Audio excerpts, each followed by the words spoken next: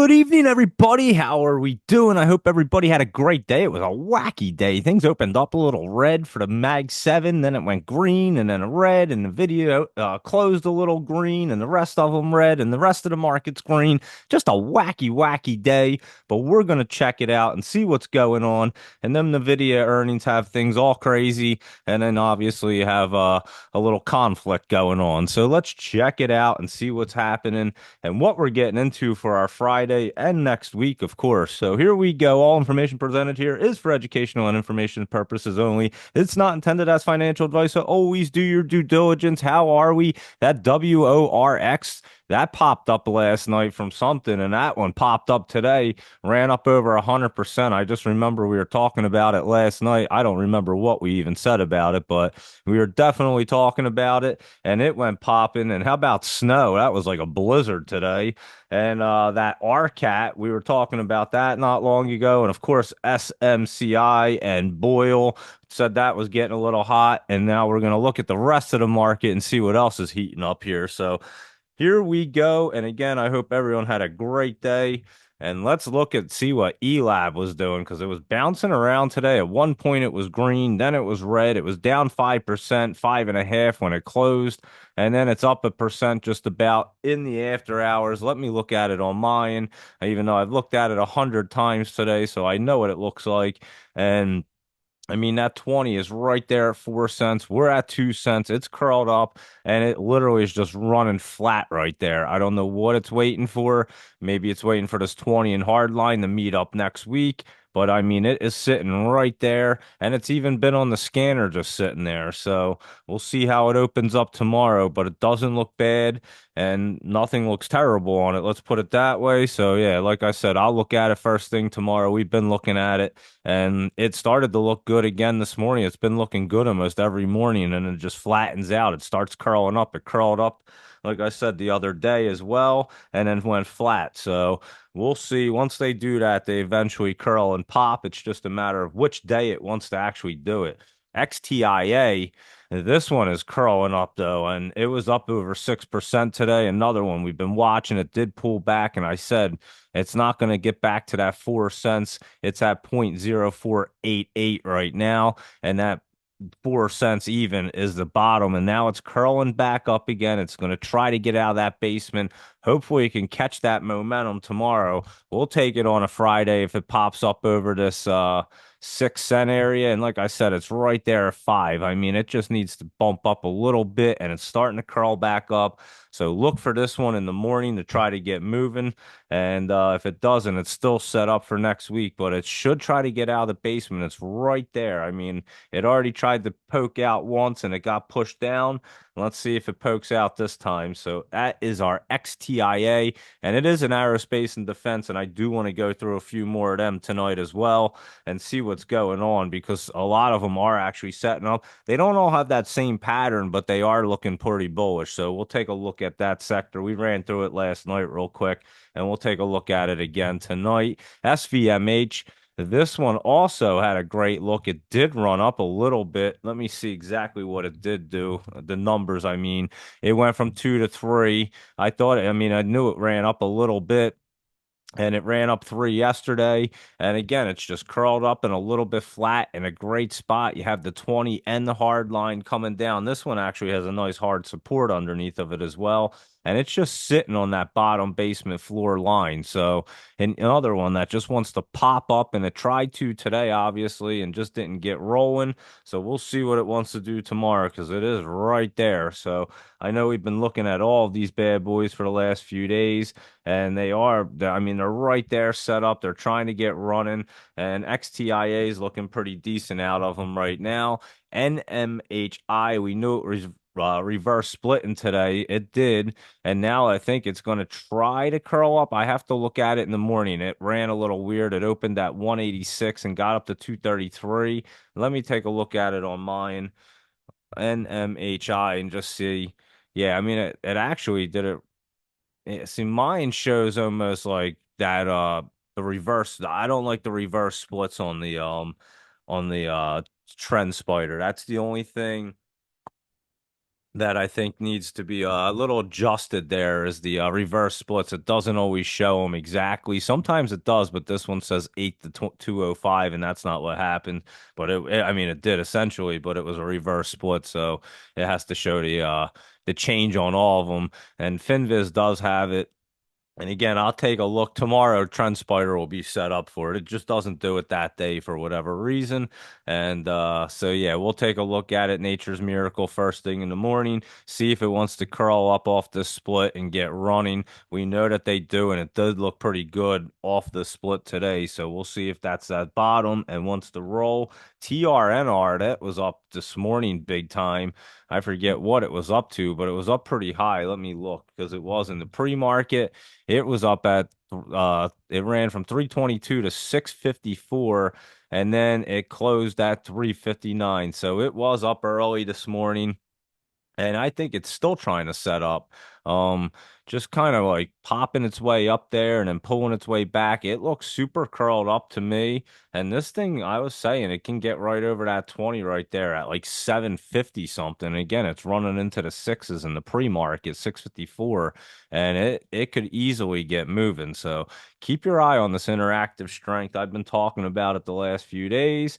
And we were talking about it in pre-market today as well. So just keep your eye on that one. And let's look at applied APLD. And this one keeps moving up there. It looks like it wants to curl right back up and run right now. So I'll keep my eye on it. Let me just make sure because again the charts are different a little bit, but yeah, they look pretty good right there. 899 to 961, and it's at 911 right now. And it does. It looks like it wants to get back up to that like 970 area. So keep an eye on it, and that'll be the top. Then you'll have to look at it and see if it wants to get into the top or if it hits that resistance and wants to pull back. So, but the 20 and 50 are kind of meeting right there, and it is going to stay pretty bullish. And I forget who you guys tell me all the time who bought it or got into it. One of the big companies acquired ownership into it or had an acquisition part in it. So, yeah, I forget. Was it NVIDIA? I think somebody like that. So yeah, there you go with applied EFSH. Let's take a look at that bad boy. And that one is curling up right there. And oh my God, I don't know how it goes down, honestly.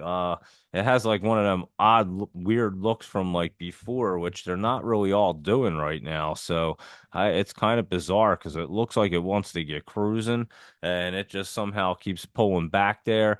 And again, the 20 is like just straight down. It's at like $5. We're not even worrying about that at this point because it did split and it's just curling through looking good.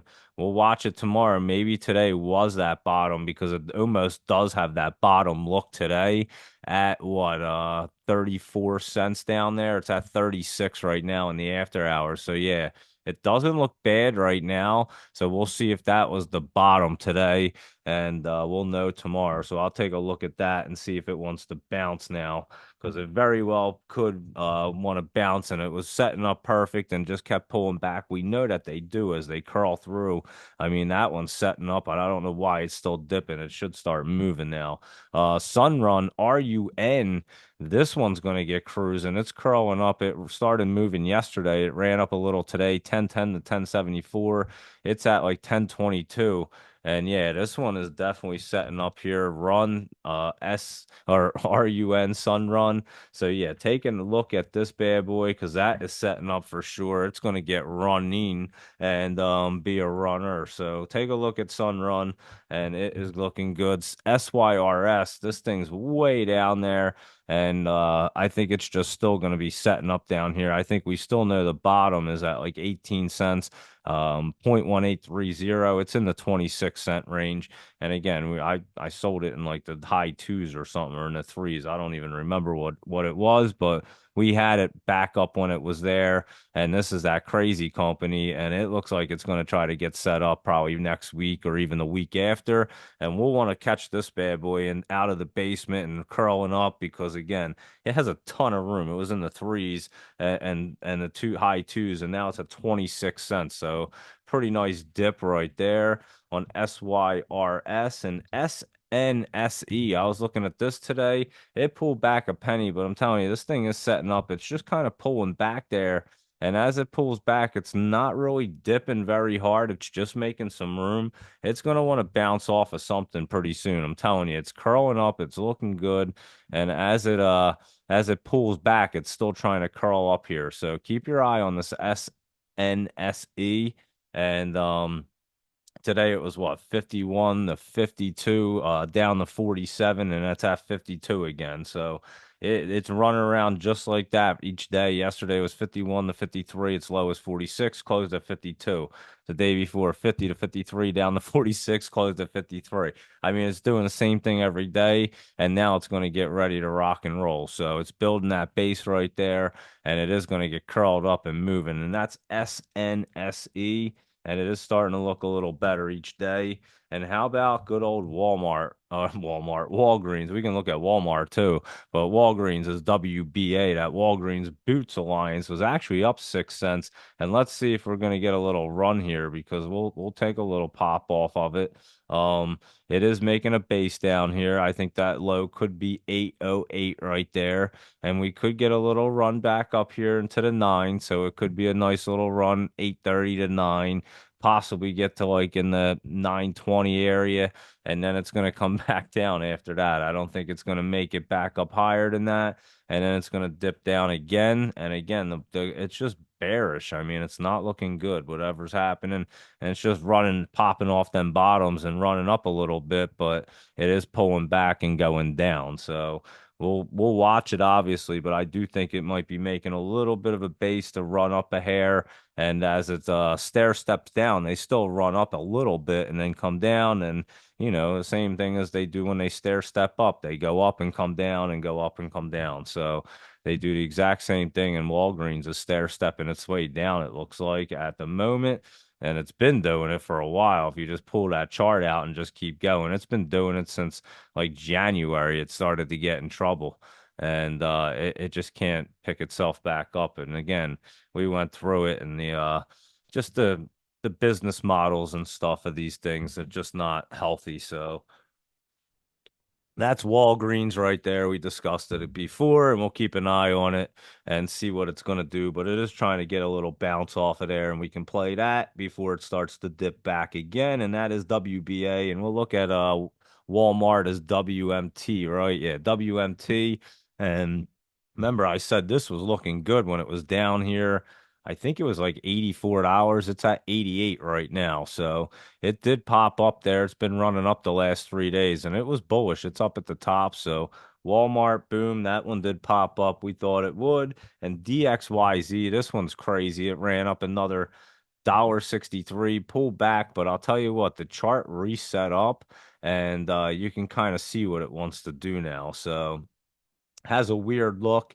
You're going to get up to that $45 area and come down to about the $30 area. So we'll see what it wants to do. It's just kind of flat at the moment. You can't exactly tell what it wants to do, but we'll be able to have a better idea. And if I had to take a guess, it's going to curl back up to that $45 area and then pull itself back down and set up and then get really running. So you want to look for it down here in about the $30 range, and even see if it's going to do a dip and rip and come down into the 25, 26 range. And that's DXYZ. And yeah, the chart reset up, which was better because it was all over the place. So it kind of looks much better now. And VKTX, this one's trying to run up. It was up a little bit and then pulled back. It opened at 51.30, got up to 54.28, and its low is 50.53, and it's at 51.84 right now. So it's almost where it opened at practically. And it's just kind of flat while it's curling up there. But this one's going to get moving as well. VKTX, I know Laptop Travel likes it. It actually looks really good in the after hours on my chart. So keep an eye on this. VKTX has a lot of room. We watched it pull back a whole lot there, and it's going to get back up into the 65s. It's at 51 right now. It's going to easily get back to 60 and then bounce up to the 65, and it is looking pretty good. So it's curling up there and looking decent, way better than it did as it was pulling back. We'll put it that way. And TNXP, this one's been running up for us. It's at 20 cents. It ran up yesterday really high, up to or like 27, but it's still making its way up to the top there. And today it went like 17 to 21. It's around 20 cents right now, and it could still want to move up there tomorrow. It has an interesting look, and it does look like it on mine, and it looks like it on Finviz, like it wants to try to jump into the top. If it does it, it's going to get higher than it was yesterday, and that was like 32 cents it ended up getting up to. So we'll keep an eye on TNXP, see if it is getting into that top. If it does, it's going to run up there. Just watching it, it's about to hit that top line right there, but it does look like it has the momentum to try to move, and that's TNXP. And HAO, this one looked pretty solid today too. It was up 2 cents, curling up, looked good, and trying to get back up higher than that 27 cent area. And I think it will, HAO. Let me look at it in the after hours. Still looks really good. I think you're going to get some movement out of this tomorrow. So keep an eye on HAO. I think that's going to get moving tomorrow and looks pretty solid to continue its way up right there. And like I said, I think it gets higher than it was on on the what day is it? The 19th, so Tuesday. Thought it was Monday, but it was Tuesday that it ran up, and it looks like it's going to run up higher than that now. So keep your eye on that HAO. And how about that AZI? It pulled back like 14 cents, but it's honestly doesn't even look too bad. It just kind of made some room on the chart, and it's got its 20 right here at 166, and it didn't even come close to it. It stayed down at like, or its bottom was like 177. It does have that pullback look, but it's coming down to the MACD. I'll look at it in the after hours, and I think it's going to make that curl off. I was looking at it today, and it looked like the whole day that it wanted to roll off the MACD. And I think if anything, it pulls back into the 160s. It's at 196 right now, it says in the after hours, and that one says 193. So yeah, it looks like it wants to roll off this AZI and actually get moving back up into like the $3 range. So keep your eye on this because again, it's at 193 and it pulled back there. That bottom was the other day at 145 on November 15th. So if you see it pull back anywheres like that, but it is looking pretty good again. So that's AZI, and that one's setting up to get moving as well. And DBGI, let's look at Digital Brands Group and see what that's up to because it had run up yesterday. Just a little healthy pullback, to be honest with you. It doesn't even look too bad. It wasn't looking great today, but honestly, right now, it doesn't look bad at all. Sitting right at the right spot, 12 to 14. It came back to 11. It's sitting at 13. So it's up a penny higher than it opened, and it actually looks really good right now, DBGI. So keep your eye on this one. I must have looked at it when it was actually pulling back or whatever because it looks much better right now than it did earlier. So definitely take a look at DBGI right now because that is looking solid. ABVE, this one's been running up. It pulled back today 5 cents, but it did run up a hair higher than it was yesterday. I know that it ran up first thing this morning.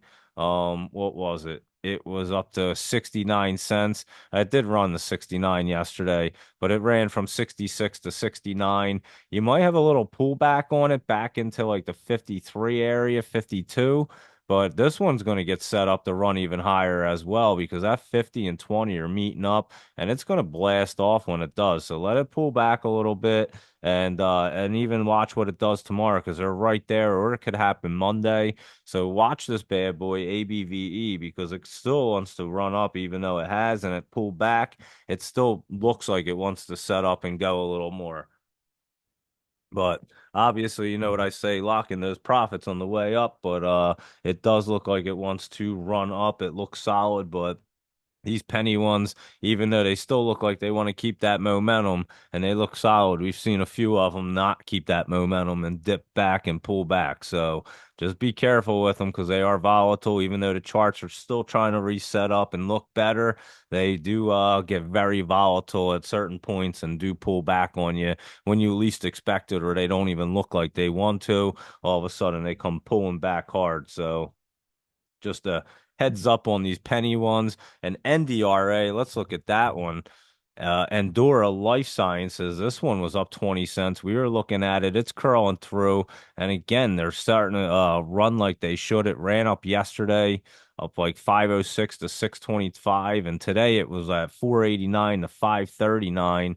And it is. It's trying, or hold on, that's not even right because it's two different charts. Let me put it. I was gonna say, wait a second, that's not 487 to 539 today, and yesterday was 495 to 618. So I was looking at ABVE and NDRA. I was comparing the two there, but NDRA again curling through, looking good. It ran up yesterday, and it is running up again, and I think it's going to try to continue to run up tomorrow. So keep your eye on that one as well. And again, I think market conditions generally play a part in all these things, and it's hopefully it kind of settles out from the Nvidia earnings, and hopefully World War III doesn't break out over in Europe because it's a little wild over there still, and you just have no idea. And I think things are a little bit on edge, but we have to just see what happens here. And like I said, things are just setting up nice. But CETX definitely pulled back today, and it really pulled back in the after hours. I don't know what the heck this thing was doing because it was curled up and then all of a sudden just pulled right back today.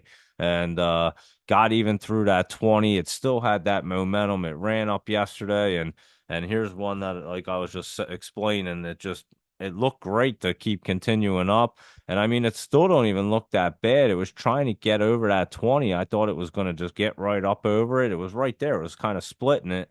And no, it just kind of pulled back really hard. Maybe it's a little dip and rip situation. I'll watch it in the morning and see what it wants to do. But it would look great to try to continue that its way up yesterday, and then today it just decided to pull back really hard. So still had like almost 9 million in volume today. What I have yesterday, um, 35 million. So it's still up there in volume. And like I said, I'll definitely take a look at CETX in the morning and see if that one wants to bounce back up for us because I have no idea why it pulled back like that. I should just look and see if they had like did an offering today. Up, they announced the one for 35 stock reverse. That's why it went down. I was gonna say, let me see if they have an offering. And there you go. They have announced the board of directors approved a 1 for 35 split, and it's gonna take the effective on the 26th, so it's gonna be next week. So let's see if it can pop up right before that. So yeah, the 26th, basically the 25th probably. So maybe is that going to open up on Monday? Hold on. The reverse split will become effective at 12:01 a.m. Eastern time so no, Tuesday morning it'll be in effect. So you will trade it Monday before the reverse split takes effect. So yeah, that's why it went down so much in the after. I didn't even look, but just kind of dawned on me to go look and see if they had an offering, and basically an offering, a reverse split, something in that. And yeah, it's just it's frustrating when these things can just run up more and then they go, yeah, let's have a reverse split and dilute it and screw everybody because that's basically what they just did. They just kind of screwed people by reverse splitting it when it could have ran up even higher and people could have really crushed it, and they just screwed everybody on that one. But yeah, that's exactly what happened on that. They want to reverse split it, and it's going to on Tuesday on CETX. So we'll look at it tomorrow and Monday and keep an eye on it because it'll probably want to run, obviously, with that pullback and that dip. And reverse split, it'll want to. And so Buru, this was trying to get moving yesterday, and it wasn't even too bad today, 44 to 47. And again, just kind of flat, but not looking too bad right here. BURU. Let me pull it up here. Here it comes. Yeah, it looked pretty good to me today, and it looks pretty good to right here on mine. Gets back up over that 47, and it's at 46 right now. And it's gonna want to try to run. So that one's setting back up. Buru, BURU looks pretty decent. And ITRM.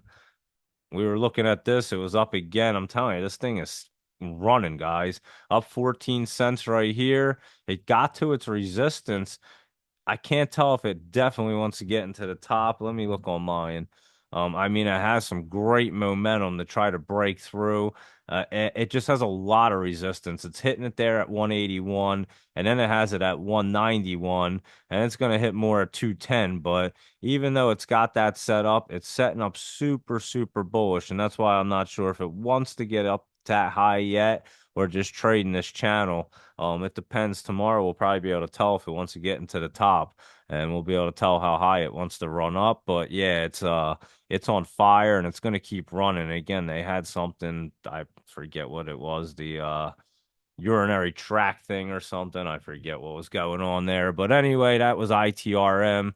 And here we go with Holo, HOLO, and it was down 11 cents. It's pulling back down there. And again, we'll watch to see if it's going to hit that bottom and bounce back, and then we'll probably leave it alone. So we'll see if it was trying to base out, and now it's pulled back even more. What's it down to? Like 207, 205. Got to look at this on mine real quick. Good old HOLO. Yeah, let's see if it wants to bounce off this bottom. It almost does looks like it wants to and roll off and take one more pop at it, and then that'll be a wrap for Holo. But yeah, we played that thing pretty textbook like 5 or 6 times. So VCIG, another one we looked at last night and the other day, and it's been running up. Again, remember I was saying it curled up perfectly and it curled out of the basement. And there you go. They couldn't do this before. This one definitely would have never done this before. And now it's cruising up, trying to get up to that 258 area, 250 area. So we'll see if it can keep that momentum again. It's just hard to tell with these bad boys, but it does look like it wants to. So keep an eye on VCIG. It is running up and it looks pretty healthy to get up to the 250s. And it's at 216 right now. And again, we were looking at this bad boy down here, and it was in like the 150s in the low. So, and that was just 2 days ago. And now it's back in the twos. And we'll see, like I said, it's going to run up to that 250 area and hit some resistance, see what it wants to do up there. And that's VCIG. And let's look at the yin and the yang, because the yin was down like we thought and the yang was up like we thought. But yeah, no, the yin's going down right there, and it should continue to keep dipping down, it looks like. And the yang was looking, like I said, it looks like it's setting up guys to get crazy right there. So keep an eye on this thing. It's at what, 78.86, and it is trying to roll up there, and that 20 and 50 are going to meet up and shoot it up, and it's going to go really blasting off. So the yang is going to move, and the yin, and that's the bear for the China market. So yeah, their market's not looking great right there. And but yeah, it's that one wants to move right there for yang, and we've been looking at that, and it does. It wants to set up and get cranking there. And that is the yang and boil and cold. Let's look at them because boil's been hot. It's been running up. We knew it was going to be, and now it's cruising up to that top area. We'll have to see if it hits that resistance when it gets up here. If it's going to move up a little more tomorrow. Let me take a look at it in the after hours. Boil. That's how you spell boil. And 51 to 53.86, 51.75 to 53.86. And it's at 52.35. And it does look pretty solid. We'll look at cold KOLD and see what that is doing. And it does almost look like cold wants to build a little base down here, at least try to stop itself from the freezing down there. So I'll look at it tomorrow and see if it wants to go down some more. It very well could. It could just be, just trying to parachute its way down right now. So I'll look at that bad boy in the morning. That's boil and cold, and they're good ones to look at. ETFs, FFIE. This was up another 10 cents, and we were saying it looked like it was pretty solid.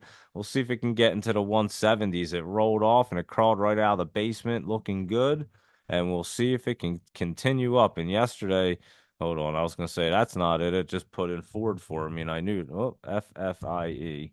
Here we go. That's it right there. And yeah, 150 to 158. Yesterday's high was 158, and today it got back up there. And again, it's at like 155, and it looks pretty solid to continue its way up. And these things just were not doing this before, and it's great to see them doing it now. So that's FFIE and TWG. is down just a hair, down 1% today, and it's hitting that line right there as it's trying to cross through. So this one's going to get moving. And oh, and the 20 is like right there, 41 cents. This is at 28 cents. Yeah, this one's gonna be setting up to get cruising, guys. Keep an eye on this TWG and just try to find that bottom price. And I'm trying to get it for you, but the chart's so hard to even get. It's down there like 17 cents is where it came down. And yeah, definitely. That bottom was 17 cents on November 13th, and it's in the 27-cent area. But watch for any pullback, and it has that weird look like it's ready to do something and it's about to curl through. So keep your eye on this TWG because it could get cruising right there. And my chart looks pretty good too. And honestly, it could bounce up like up to 40 cents. So that would be a pretty big pop from 27. And there you go with TWG looking really good right there. I think that one's trying to set up as well.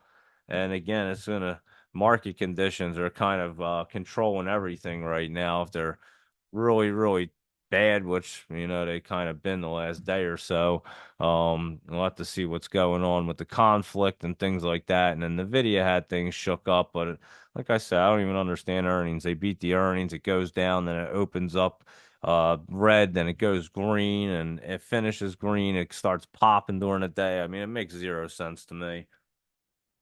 And that's why I don't even bother with the fundamentals or the earning looks. I would look at everything else and we'll nail them. So BNRG, just setting up, you're gonna, as we say, you're gonna get that bounce around, and it could even close lower than the price it was the day before as they curl up, we notice. And just we'll watch this one. It's probably gonna get curled up. Again, next week's gonna be a little off because of the holiday. This one's really curling up nice. Today could have been its bottom at 68 cents right there. That's a nice pullback. But yeah, next week will be off a little bit just because of Thanksgiving Thursday, and then Friday is just, a slow day. You can still see some poppers, don't get me wrong, but it's generally kind of slow. And so yeah, and then we pick back up, get cruising back up until Christmas time, which is beautiful because we'll be just crushing it. And then it's gonna get wild from Christmas to New Year's, and then after that it'll get great. So Christmas to New Year's, you have sometimes a little slow period, and then after New Year's, it'll start to pick up because again we just had the we'll have an inauguration and new administration coming in, and then things will start to get cruising again, and especially that crypto that's getting crazy. So we're keeping our eye on all that. Bitcoin's about to hit like 100,000, so it's wild. How about that True Golf Holdings, TRUG? It was up 2% today. And this thing's about to try to get out of the basement and look good. I'd watch this tomorrow. It looks like it wants to run. Let's see if it did in the after hours. Nah, it's at 45, and watch it tomorrow because it's going to get moving. That TRUG looks really good right there. I'd keep an eye on that. ALE, let's look at that guy. Al, ALE, Alet, down 2 cents. And I'm telling you, this thing is just setting up. It has the weirdest look ever. And I don't know what's going on with this company, but this one wants to just pop off too. ALE. And again, it just has the strangest look to me. That's why I keep putting it on there. And I don't know what's going on. I'm just kind of curious what's happening here. So keep an eye on it if you like it, but it does have a strange look and it could pop off and it could dip. It's crazy. It looks like it wants to pull back, and at the same time, it looks like it wants to rip, and that's why it piques my interest for sure. CE, let's look at that one. That one's curling back up, and that bottom, I think we talked about it yesterday, was at 71.45. It's at 75.32, and yeah, you're getting a nice curl up and a curl up in the basement. And this one, keep an eye on because that's going to get moving too. And we were looking at it. That's why I've been putting it on there because I keep marking it every night that it's going to get moving, and it's moving. RGF. Real good food. This one's just been pulling back, and that could be its bottom today. It got into the basement, and it's one of them situations where it could just dip and rip right there, right from that spot. RGF. And yeah, it's like a solid pullback right there, too. 25 to 23. I mean, it's nothing huge, but it's pretty decent. And but it just looks like one of them good solid pullbacks where it could pop off of there. Keep an eye off of that on that for a little pop action because it could do it. And that's RGF, that real good food company. And WTO, why do I keep putting WTI? WTO was down like 1.5% and went back up in the after hours. And honestly, it doesn't look bad. It's just a little flat today. And it doesn't look bad at all. Like I said, it had that weird look yesterday with that open and close at the same price. Today, 34 to 35. It closed at 34 again, but looks a little better, I think, even though it wasn't really a green candle. It's just flat right there. And the bottom was at that 31 cents the other day. And yeah, it wants to get moving. It's just a matter of when. And the 20 is right there at like 36 cent area. It's not even that high up, maybe 37. So it's right there. It's just a matter of when it wants to go. EJH, this one came down to the bottom, and this one looks like it has that look where it's going to roll off of the MACD and pop off that bottom. I would look at this for a bounce play too. Has that crazy look. 79 to 67 and back to and closed at 70. But yeah, has that look like it wants to roll off tomorrow and bounce up. Watch both of these things. EJH for a bounce and WTO to try to set up because they're both trying to. And if that yang starts moving up again, these small cap China ones. I've been saying they want to set up. I said it that one time and they started blasting off. I'm telling you, that Yang starts popping off. These small caps start going, and these ones like the EJH and the WTO, they go from down here from like 71 cents to like $6 in like the blink of an eye. It's wild. And yeah, we've seen it happen a lot of times. I explained it before, and then it just started happening and now they're pulling back again, but they're pulling back then looks like they want to set back up and bounce. So we'll keep an eye on them because, like I said, they're great opportunities. That's why I watch them. And because if they start rocking and rolling, you want to jump in them. They're wild. And but you just don't want to be jumping in them at the wrong time because they're very volatile. GXAI, this one's rolling back up. It looks like it's going to make that hard curl up tomorrow and get cruising. GXAI. I know we were looking at it thinking it was curling back up, and it does look like it. And that bottom was at 101. It's at 127 right now. So you're getting set up there. And our lion, this one was setting up the other day. I don't know if I looked at it today. I probably did just because I go through them and just don't remember. But yeah, it's curling up really, really good. Watch that lion, LGHL. Yeah, it's definitely curling up. It got in between that channel there, 20 and 21.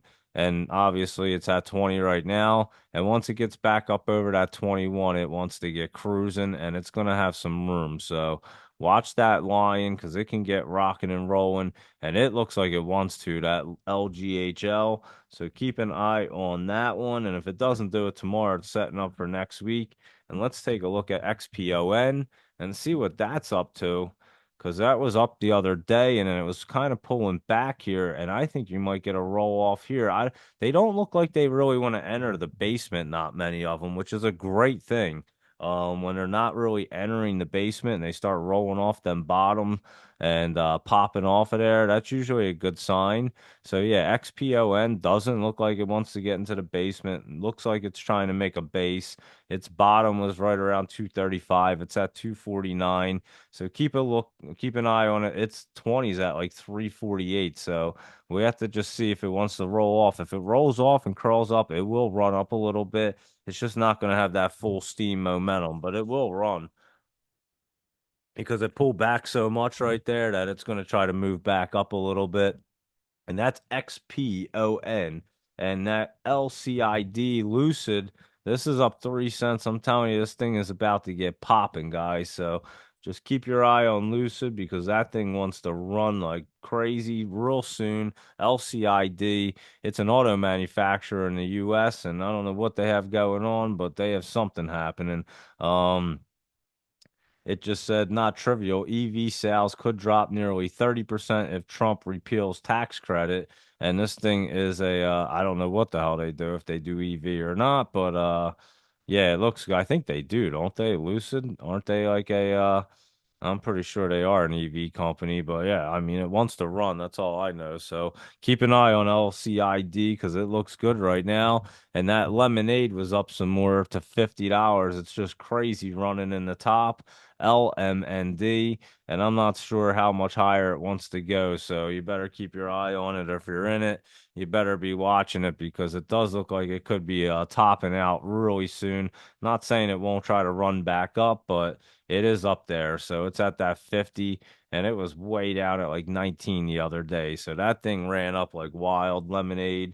And honestly, I posted that the other like $20 range. We were talking about it being some good lemonade soon, and it was UGL. That's at Gold Shares one and up $1.47. And I'm telling you, this thing looks great, guys. So keep your eye on UGL because that one looks amazing right now. And we've been talking about it. It's probably a really good option one because it's a ETF, the Pro Shares Ultra Gold 2 time shares, and it is about to bounce off that 97 and get cruising. And we were looking at it. I don't think we looked at it down here at 89. I think we caught it up here at like 92. But still, it's at 97 right now, and it's moving, and that's UGL, and that is the Ultra Gold 2 time shares. And Rumble, RUM, was up 39 cents, and that one's curling up to make that hard curl. We were talking about this one as well. That's why it's on the list. And Rum definitely popping up there. So keep your eye on it because Rumble's about to rumble right up there, and it's looking good to continue its way up. So keep your eye on Rumble. QLGN, this one was trying to set up. I remember I didn't look at it today. It's up 55 cents. There you go. Well, it was setting up, huh? I never even looked at it today. I know that, but it definitely ran. So there you go. It was well up. QLGN. We looked at it last night. It looked great. And there you go. So that one ran. It can still keep that momentum right there. So just watch for it for that momentum. It's hitting resistance, but it looks like it wants to get through that 458 area and get cruising. Its high was 455, so it's right there, and it looks like it wants to keep going. So that's QLGN right on cue for that one for us. Maxon, MAXN, pulled back 47 cents. Let's see, because it was looking pretty decent yesterday for its bottom to beat at 685. It probably still is.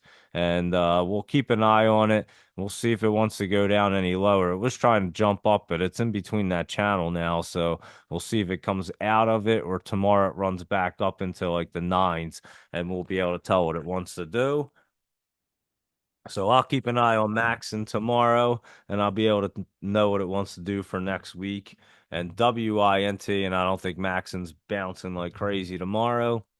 WINT, just right in that bottom right there. And Wintry, I'm telling you, this one's getting set up to get cruising too. And whether it's tomorrow or next week, I'm not sure, but it's setting up right there. So keep your eye on WINT and OCGN. Let's see. This one I think had pulled back a little bit today, if I remember correctly.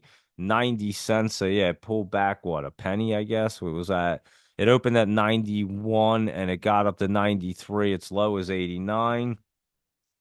And it was trying to make that hard curl up. And at the moment, it is just pulling back, but that 20 and 50 are meeting up in a good area. And this thing's probably going to end up making that hard curl up, I bet. So keep an eye on this. And I bet yesterday at that 85 cents was it's probably a good spot to grab it. So keep an eye on this bad boy, OCGN, because this one's looking like it wants to get running up there as well.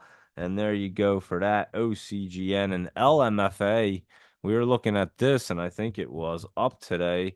Yeah, it was up a little bit today and up a little in the after hours. It's curling up really good. LMFA, LM Funding America. And look at this bad boy. It looks great on my chart. I'll tell you that. It ran what, 318 to 340. It's at 323 right now.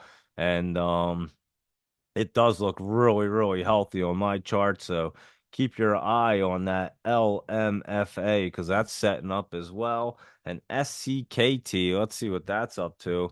SCKT is Socket Mobile. And it is up in the top right there at 148. It ran up just a little bit. SCKT. Interesting one up at the top. I mean, Hmm. Let me look at this bad boy. I almost think it could be I'd say it would be a momentum play in the morning, if anything, if it's moving. But again, you got to be careful. It does look like it wants to take that angle and try to run, but I can't guarantee that off of that look. So you got to be careful with SCKT. It's in the top, and I don't like to chase them up there because they can come down real quick. But it could be a quick momentum play in the morning. And but yeah, you definitely have to be careful with that one. LYT, that one's up a penny. Just a little flat right there, making a base. Just pulling back really nice though, I'll tell you that. Let me look on mine, LYT. And yeah, that one's just kind of setting up right there, trying to make a base. Its low is about 152, 153. It's right there. And it should be trying to set up. I don't know if it's going to be popping tomorrow, but that one could be setting up for next week or the week after. LYT, not looking bad. But like I said, SCKT is up at the top, so you got to be careful with that one. Foxo, this one is pulling back. It's about to hit the line. I know that because I've been looking at it, pull back, and I've been watching it to see what it wants to do. And pretty much tomorrow we'll be able to tell. So I'll let you guys know about FOXO and see if it wants to hit the line and curl off, try to roll back up for next week, or if it's going to crawl through and just keep pulling back and come down into like the 47 cent area. So that's FOXO. And I'll take a look at OC. What is it? OCTO? Is that it? Yeah, OCTO. Real quick, I just saw RD pop it up. I just happened to look at the phone and just noticed it jumped up there. But OCTO, another one. That bottom was the other day at 154. It's in the 160s. Just some pullback today. It was trying to get moving yesterday, and I mean, there's plenty of room on the chart. It is bullish and it should get popping relatively soon, whether it's tomorrow or next week, or and again next week might be a little off, and just with the holidays coming up, so we'll take a look at them obviously tomorrow and Monday morning and Sunday night, so we always know, but I'm just letting you know that if ones that are setting up that really want to pop, they may. It just all depends. It's hard to tell on a holiday week like that on Thanksgiving.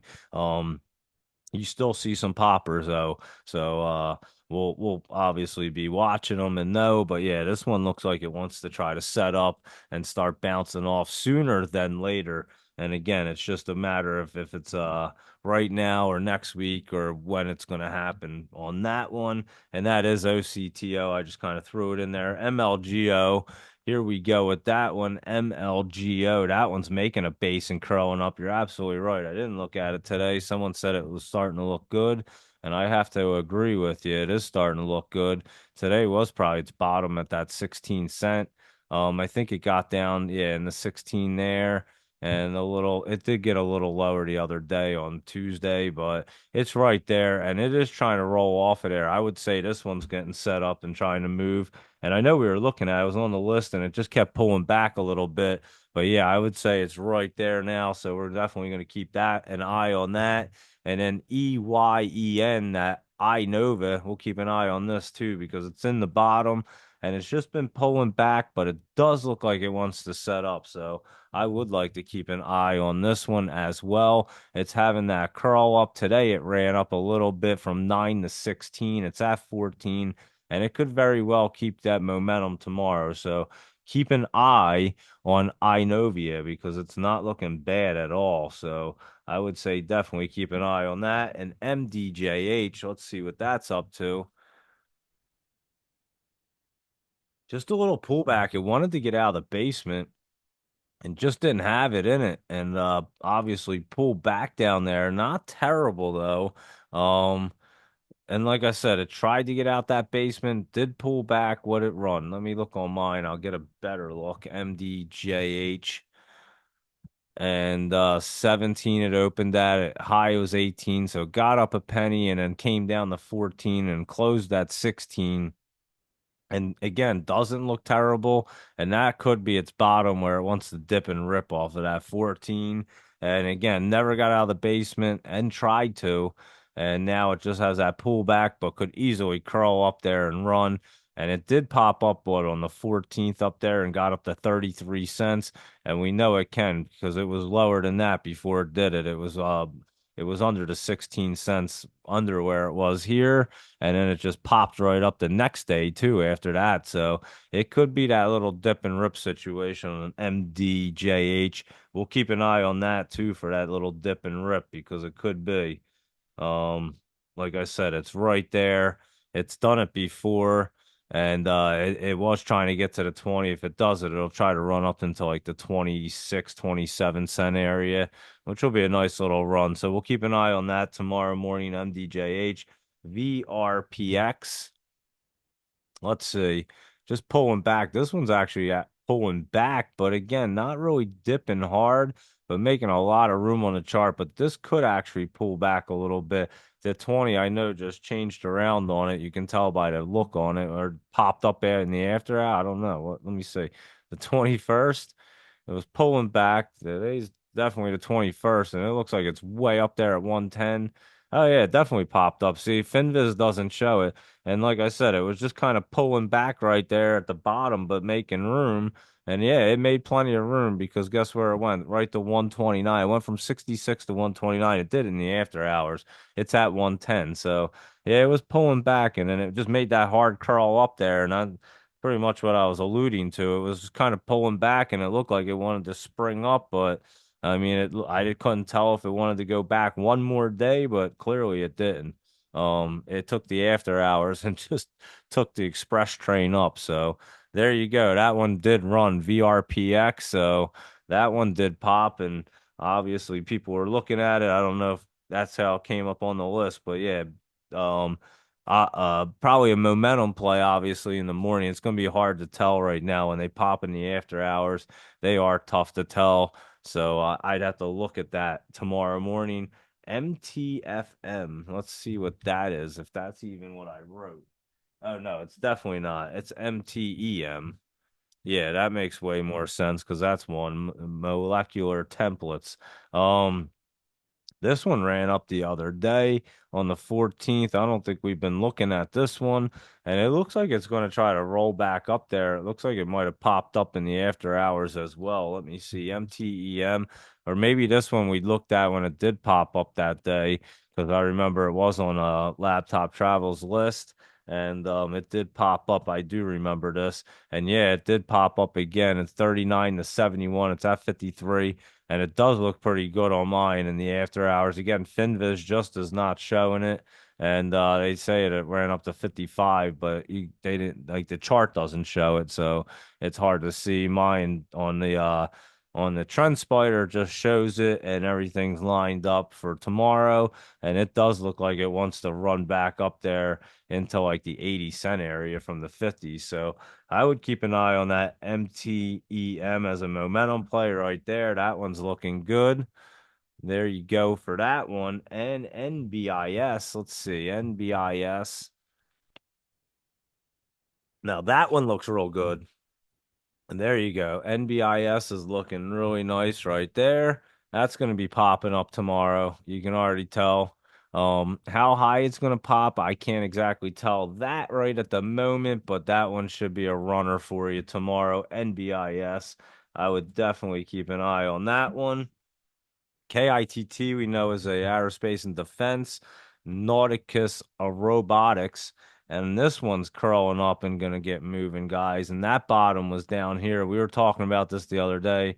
85 cents. It's at like 106, 103 KITT. And yeah, this one's gonna get set up. I don't know if it's gonna be popping tomorrow. It could. It could have that hard curl up there, but I'm not exactly positive.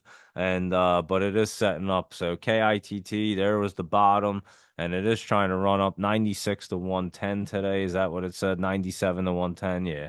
So that one isn't looking bad. KITT. And let's look at FBRX. That Fort Biosciences was way up to yesterday and today. And yeah, that one. I remember we looked at this back there in like the fours. It's in the 15s. I don't think we were looking at it recently, but we were looking at it when it was back a little bit. And it did set up and get blasted off yesterday and today. Like I said, 12.27 to 15.93. And I would say look at it in the morning. It doesn't look bad to keep running up, I'll tell you that, but it is in the top, so that would be a straight momentum play. If anything, FBRX and ASPI. Let's see what ASP Isotopes is up to. Besides trying to curl up there and look really good, I would say this one may make that hard curl if it didn't already do it. Yeah, this one's going to be moving tomorrow as well. 714 to 779. It's at 776, and that looks like it's solid to continue to move. ASPI, I think you have a little momentum play right there as well, curling up. So keep your eye on that one. SKK, let's look at that one. SKK Holdings took a huge dip today. Holy cow, that one's a wild dip, huh? 701, it ran up too. It went to, no, it didn't. It didn't go up from 701 to 1145 to 77 cents. That's insane. That's a little, I know we were looking at it yesterday and it looked kind of crazy. And I remember I said it because you can tell that look looked a little odd. And no wonder why it looked a little crazy yesterday. Holy cow. This one says, yeah, 490 to 1145. Its low is 77 cents and it's at $1.52. Wow. Talk about a hell of a day for that one, SKK Holdings. Holy cow. Um, I don't even know what to say besides look for a bounce because that's pretty wild.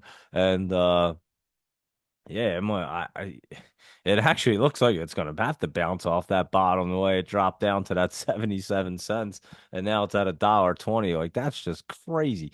39 million in volume. I bet it did. That's wild, guys. Yeah, we have to keep our eye on this thing. SKK, I got to write that one down so I just remember it in the morning. That thing's crazy right there. I'm definitely looking at that. And like I said, I would watch for a bounce because that's a wild ride today. 701 to 1145 down to 77 cents. Wow, that is crazy. So there you go. These things move around quick. That's a Singapore engineering and construction company. What, they like crash a building or something? Like what the hell even happened? They put up a high rise and then it went up to 1145 and then they like fell down. I'm just making something up. I have no idea what it did. But that's a crazy run right there. So, and it just opened up on like October 8th. So this thing's brand new. Yeah, that's crazy. Anyway, there you go. SKK. We gotta watch that thing. TAO. Let's see what that's up to. Is that one not a what is that one? T is a TOA? No. What is that one? TAO. Because I don't even have, is it TAOP? Because I get that up. I don't see anything for TAO. If someone knows which one that's supposed to be, just let me know because I'm not even sure. I'd have to go back and look. CEHL, I know that one. I think. Um, Hold on. Isn't that one a OTC CHA? No, I don't even what I don't not even sure which ones these are. But that doesn't come up either on either one. So if laptop travel, if you know which ones I'm trying to look for right there, just let me know. GDXO. That one don't come up either. I don't know which ones these are. Who gave me this list right here? Because that one isn't coming up on mine either. I'm not even sure. AMDL is that one's coming up though. That's the AMD daily ETF. And yeah, we'll look at this bad boy for sure. This is the Granite Shares long for AMD. And yeah, that thing's going to be curling up really good. And we'll just look at AMD real fast. And yeah, that thing's looking pretty solid too. So AMDL, we're just going to jot it right down next to AMD, which is right there, AMDL. And that one's going to be a solid play real soon. And I'm not sure what the other ones were I was looking for, but CELH and GDXD. There you go. I wrote them wrong. I don't doubt it. Believe me. So that's why I was asking CELH Thank you, Sally. I knew there was something like that. That's why I was like, I something familiar, but thank you. Yeah, I definitely wrote them wrong, so my apologies. CELH, that one does look good. We were looking at this last night and it did run up to the 20. I think it's actually going to run up a little more. It's at $29 and I think it's going to get up in between that 29 and 30 right there. So I would say look for it to try to pop up. And if it didn't already, let me look in the after hours. LH, now that I know what it is. And yeah, it crossed through. It didn't get up there that high. It got up to that 2904, but does look like it's going to pop up and over that 20 tomorrow. And like I said, it could run up to like 31 area and hit that resistance. So that's CELH, Celsius Holdings. And the other one was GDXD. Let me look. GDXD. There we go. That one actually works. Thank you. GDXD microsectors. Let me see. GDXD. What the heck was I even looking at? Because I even wrote it right there. I didn't write the other one right, but I did write that right, and I don't even know what the heck I'm looking at. So don't mind me, guys. GDXD, microsectors, gold miners, the three times inverse leveraged ETN. So this is the gold miners, inverse leveraged ETN. So this one's going to be dipping down. And it is. It's hitting that line. And honestly, let's look at this bad boy tomorrow because it's hitting that line. If that thing crosses down and it is bearish, it's just getting caught on the 20. You know this thing's going down for sure. And this one should be what, the bearish one, I'm guessing? Or is this one the bullish one? Because this one looks a little bearish right here. And so yeah, that's GDXD. I don't know what the other one would be. I just know that what the heck? We looked at it last night. Nug and that other one, I know them too. NUGT, that one's the gold miners index bull two times. And that one, like I said, that's curling up really good right there. I forget what the opposite of nug is. I know laptop travel knows it. Trying to think dust. I think it's dust. Nug and dust. I'm pretty sure. I'll look. But yeah, Nug actually has that weird look, like it doesn't know what it wants to do as it's crossing up, but it is crawling up really good. Let me look on mine, NUGT. Yeah, I think it's going to cross through and get cruising, is what it looks like to me. Let's look at Dust, DUST. And this is the gold miners index bear two times. So yeah, that's the opposite. It was down $1.38, up a little bit in the after hours, and it's coming down to hit that line. And honestly, it looks like it's going to go through it and come down some more. Maybe it gets stuck there tomorrow at 55, but it looks like it's bearish.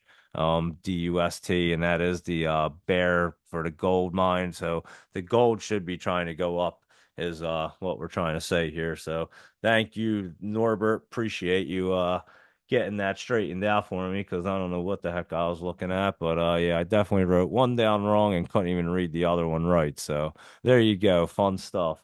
Um, but anyway, let's get rocking and rolling back on track. AMDL. Let me see if that's right.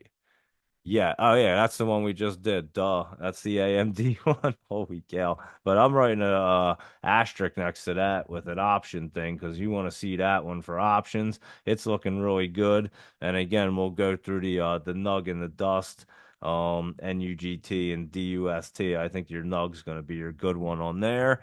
So we'll keep an eye on this gold stuff because it does look like gold's about to take off. ADBE, Adobe Inc. This one's a big guy. This one's at 504, and it looks like they have earnings coming up. They're out in December 11th, so we're good. This one looks. I was gonna say this one looks like it's gonna roll off and get cruising right there and try to run back up into like the 525 area. ABDE is what it is. So yeah, it. Hold on. What did I write? I wrote ABDE. ADBE. There we go. Now it's on there. Yeah, this one looks like tomorrow it's rolling off, guys, and gonna get cruising back up into at least the 520s, I would say. Should get even higher, I would assume. I don't know what they have going on, but they're probably like an AI stock as well. Adobe, I'm sure, software infrastructure. So yeah, take a look at Adobe. That's looking real good. And we can put that down here with the big caps right there, because that's probably a good one to take a look at if it's AI related. So yeah, that one's getting moving. And that's even an option play right there. NIVF. Let's look at this one. Holy cow, can I type in anything right? NIVF. Oh, all right, give me a second. NIVF. I keep putting FV. NIVF, I got it now. New Gen LVF group. And it's just pulled back more than I thought it would. It looked like it was pretty solid. The bottom's right there at 46 cents. So it didn't get down that low. It's at 53 and a half. But actually, it was trying to curl up. It may bounce right back up tomorrow as it's setting up. And again, this thing is making that curl up. Let me just put it in here. NIVF. Yeah, this one's just still setting up, a little pullback. I don't think it's going to get lower than that 47 cents at the moment. Doesn't look like it anyway. So look for that price if it's pulling back at all. But this one will set up. And again, it might not be tomorrow, but that one's going to be set up for down the road next week, maybe. NU is NU Holdings. And I remember we looked at this not long ago. It was popped up there and it looked really good right there on the 14th and came crashing down. And yesterday was its bottom right there at that 13.19. It's at 13.49 right now. It's starting to try to curl up and looking decent. I would say NU, yeah. I would say yesterday 13.19. Yeah, that was its bottom, I would think. And you'll probably get some curling up action and it running around as it's trying to curl up. That's going to be a pretty decent sized fish hook too. So NU is trying to set up right there. RDDT, is that what it is? RDDT? Let's see. RDDT. Yep, Reddit. Oh, that's Reddit, huh? Well, Reddit just went popping today. Reddit's been in the top and they've been doing well, huh? Because it rolled right off of there and just kept on rolling, and it's pretty damn bullish. And they were looking good down here at the $80 mark, and it's at like 158 right now, Reddit. So RDDT is looking solid. I'll say that. And it looks like it wants to continue up. It doesn't look like anything's stopping it in the top. So yeah, Reddit looks like it wants to continue to run up there. Just be careful because it's obviously way at the top right there, but it does look like it wouldn't want to run tomorrow. And Square, it's not Square. SQ is blocking now. I think it wasn't it Square before. I always think that. That one seems to be running up in the top. And we looked at this. I don't remember exactly where it was, but it was definitely not as high as this at 93.38. And another one you can probably play as a momentum play in the morning. It should run up into the top a little more. And how about the cheetah? The lion looks good, and so does the cheetah, actually. It's curling back up finally, and I think it just based out and bottomed out at that 170 area, I would say. It's back to 192 CTNT, and I think that's looking pretty good to try to run. So keep an eye on cheetah. And we know that LGHL is looking good too. So the cheetah and lion might be hanging out tomorrow, running around. So keep an eye on them two guys.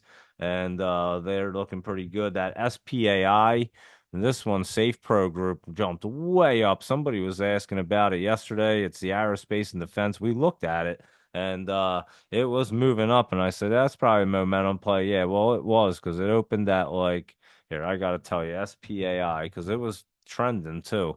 320 to $7. It's at 433 and it's been moving up and that bottom was the other day at 156 on the 18th and it just started cruising. So it literally went from that bottom at 156 right up to $7. What a run. And that's Safe Pro Group and that is an aerospace and defense one and you're at the top. I don't think it's going to run up any higher tomorrow. So be very careful with that one. MDAI, though, MDAI, a medical device company, was up 8 cents and not looking bad right there. MDAI. Yeah, I would say this one's going to be curling up tomorrow and keep moving. So it might not be popping, but it wants to curl back up and try to move. It's making a base down here. It's low as 101. So it could pull back a little bit towards there as it's setting up. and that's NDAI, not looking too bad, setting up right there. IVDA, that one's been is running up. It's been running up, and today it was too, IVDA, and that was on a laptop travel list. I know that, and it opened up at 190 and went to 242. It's at 234. It might try to run up some more tomorrow and get into the top. It looks like it wants to. So keep an eye on that one, IVDA, because that looks like it may run up there. And that Bolt one, BSLK, Bolt Project Holdings, that was looking good. Popped right out of the basement today and just went nutty. So we'll watch it tomorrow to see if it can be a momentum play, BSLK, and see what it wants to do. But yeah, it's looking pretty solid right there to continue its way up. And it was way down there, and it could move all the way up into like the 50-cent range if it wants to. So that is BSLK. And there you go with Bolt Project Holdings. And let's look at CDT, that Conduit Pharmaceuticals, because that was running up. Was it yesterday it was trying to move or setting up? And then today it blasted off. Let me see on mine real quick. CDT, yeah, right. I was up this morning. 10 cents to 23, back to 10. So, and its low as 9 cents. So yeah, that one got popping and still doesn't even look bad on mine. But again, it already ran up. It's hard to tell. So keep an eye on CDT. It did blast off, and we were way early on that one too. So there you go with that Conduit Pharmaceuticals. And let's just keep on cruising, and I'll go through the messages real quick. Let's look at these bad boys right here, and let's keep on rolling with ARTW. And then we'll go through our crypto, our big caps, and everything else. So if you want to look at anything, shoot a message over. If I miss anything as we go through, just let me know and we'll check it out. ARTW, that Arts Way Manufacturing. This is Laptop Travels List. So you know these guys are setting up and rolling up there. I already know most of them are. And this one is crawling up off that MACD. ARTW, and it's looking really good right there, guys. So keep your eye on that because it looks like it wants to move tomorrow. BAOS, this was up 12 cents, and this one's rolling up there. It's been running. It looks like it wants to continue to go up as well. BAOS. I briefly looked at a few of these, and almost all of them look good. I just randomly went through a couple as he sent them over, and I was like, well, that one wants to run. Looked at the first two, a couple more in the middle, HLP, a couple, I'll tell you. And yeah, but most of them were already set up and looking good. So we'll go right through the list pretty quick and tell you what's moving and what's not. But like I said, you already know that these things, they may not pop off like crazy, but they're going to move for you, and you can lock in some quick, easy profits because they're setting up, curling up, and looking good, like COSM, Cosmos Health, and it's rolling off of that 20, setting up right there, and it looks good. Let me see on mine. COSM, go in there. There you go. Yeah, it looks good on both of them. I'd say that's going to continue its way up. CTHR. Let's see, Charles and Colvard. We've been looking at this, and I'm telling you, this thing's about to get blasted off. It's right there now. I think you definitely want to be looking at CTHR because this one's looking good. I had that weird look today. 133 opened and closed at the same price, and it looks pretty solid. I'm telling you, it's right in that spot. Keep an eye on CTHR right there. How about good old Edible Garden, EDBL? That was up a little bit and it's trying to curl back up. I'm not exactly sure if it's going to get moving tomorrow, but it is definitely setting up. So we'll keep an eye on EDBL, that Edible Garden. GFAI, this was looking pretty good. I remember setting up in the right spot right there, and it is trying to curl back up. So GFAI not looking bad at all. I remember we were looking at this, and yeah, it's right there trying to stay up over that 109. It's at 110. And if it stays up over that, it'll keep popping up. So that's GFAI, GROV. Oh, let me type it in.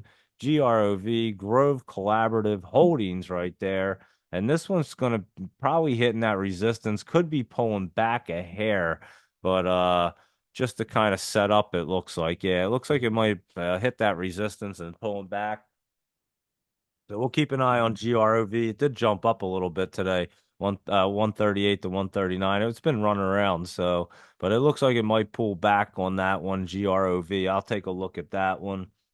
HLP, this was just pulling back, but I'm telling you, I looked at this one before. This one looks like it's ready to blast off right there.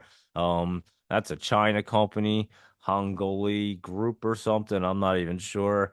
But yeah, that one looks crazy. HLP. And I was looking at that a little bit ago. And I was like, well, that's in a good spot right there. So yeah, keep an eye on that bad boy because it's an interesting one. It's right in that right spot. So that's, you know, how they can bounce. Tomorrow's a Friday, but it can still rock and roll off of there. HYZN was looking good today and been looking good for the last few days. Its bottom was the other day at like 130, 129, 130. And right now it's at 174. And it looks like it wants to continue up to $2. So keep an eye on that HYZN. We had looked at that one before. It was like a motor company. Something Heisen Motors. That's what it is. It's Heisen Motors. So we looked at it before it ran up, but it's looking pretty good again. And that's HYZN. And IMRN, I know we looked at this before and it was up 2 cents. And this one was looking like it wants to crawl up. Has a weird look, like it keeps opening and closing, obviously on the same price, but it is looking good, like it wants to crawl up. So keep an eye on that IMRN as well. We already looked at that IOVA, I think, because I was saying it was on your list. And yeah. It's about to crawl up and look good. I already knew that one. KORU. Oh, that was that Korean bull thing. Let me go back to it because I just did something. But yeah, this one started rolling up. We were just looking at it the other day. It's up a little bit to 497. It's got some resistance in the 530 area, but this thing's about to get cruising. KORU. So keep an eye on this bit. Oh yeah, that one looks great too. And that's another ETF 3 times. So keep your eye on that bad boy. That one looks great right there. KORU. I like it. Looking great.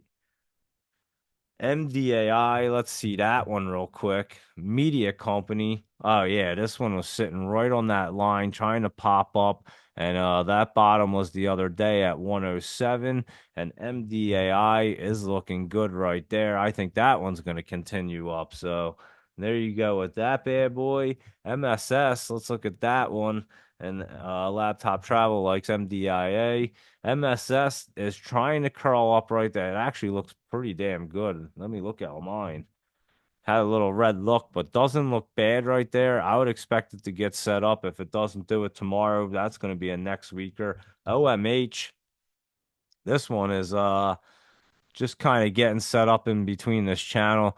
It'll probably hit that 42 and stay around the 41, 40 cent area for a little bit as it sets up. So that's just going in between the channel. I'll watch it until it gets ready. OTRK. Now that one's getting ready right there because that's getting in to be a good spot and looking good. So we'll keep an eye on that one. OTRK. Yeah, that could get moving tomorrow, guys. That's right there in a good spot. SLXN.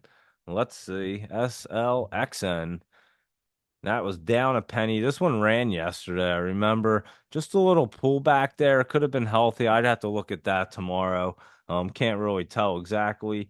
Snacks. Let's look at SNAX because that was up 2 cents, and we were saying snacks are looking good, and it's still looking really good. So keep your eye on some snacks right there because they're looking delicious, and it looks like it's gonna move. SOPA. I haven't looked at this in a little while, but I'll tell you what, Society Pass is definitely curling up. SOPA. I remember we ran that one up before, and I'd watch that one tomorrow because it's in the right spot right there, and it looks great. SOPA looking good. SYPR, let's see that one. And that one is another one has that weird looking in a great spot right there. Keep your eye on that one too. I'm telling you, this list is crazy good. You can almost pick any of them and just trade them smart. And like I said, they may not go 100% right here, but they'll move for you. TNFA, Another one just about to curl through right there, hitting resistance. I'd make sure it curls through, but even if it doesn't, it's going to set up to get running that TNFA. And T-Pet, this is a good one as well. It was down 6 cents. We're waiting for the bottom, and it just keeps pulling back on us. It could have been today. So I'll look at that tomorrow. As a matter of fact, I'll look at TNFA and T-Pet tomorrow, see if that bottom's there for T-Pet. VMAR, this one was trying to like get off that bottom line right there. It's just trying. I don't know if it's going to, but it's been giving it a shot. So I'll look at that one as well because it's not showing that it wants to yet. And VVPR, let's see what that's up to.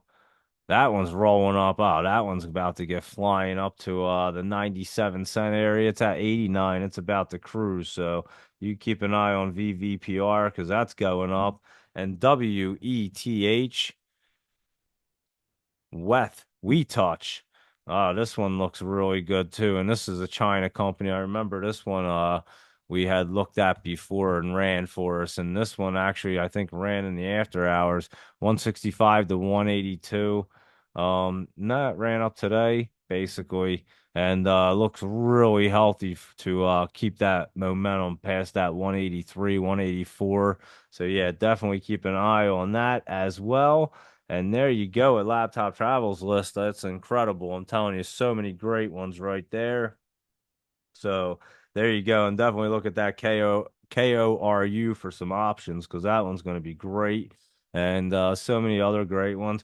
I added these bad boys after the fact. QMCO Quantum Corp. This one is curling up, looking great. It was up $1 today, down a little in the after hours. QMCO. I'm still on the same thing. QMCO. Hold on. There we go. Now I can do it right. Yeah, QMCO looks really healthy for tomorrow, so keep your eye on that. It was moving today, but looks great for tomorrow as well. Eileen likes that one, so keep an eye on that one. RDW is Redwire Corp. I'm not familiar with this at all, but it looks like it wants to continue in the top and have some momentum up there. RDW. Um, yeah, it does look like it on here. I can't promise you, but it does look like it kind of wants to stay up there. Look for it as a momentum play. If it's moving up tomorrow, you know it's going to stay up in that top because it just got up there. It doesn't stay up there much though.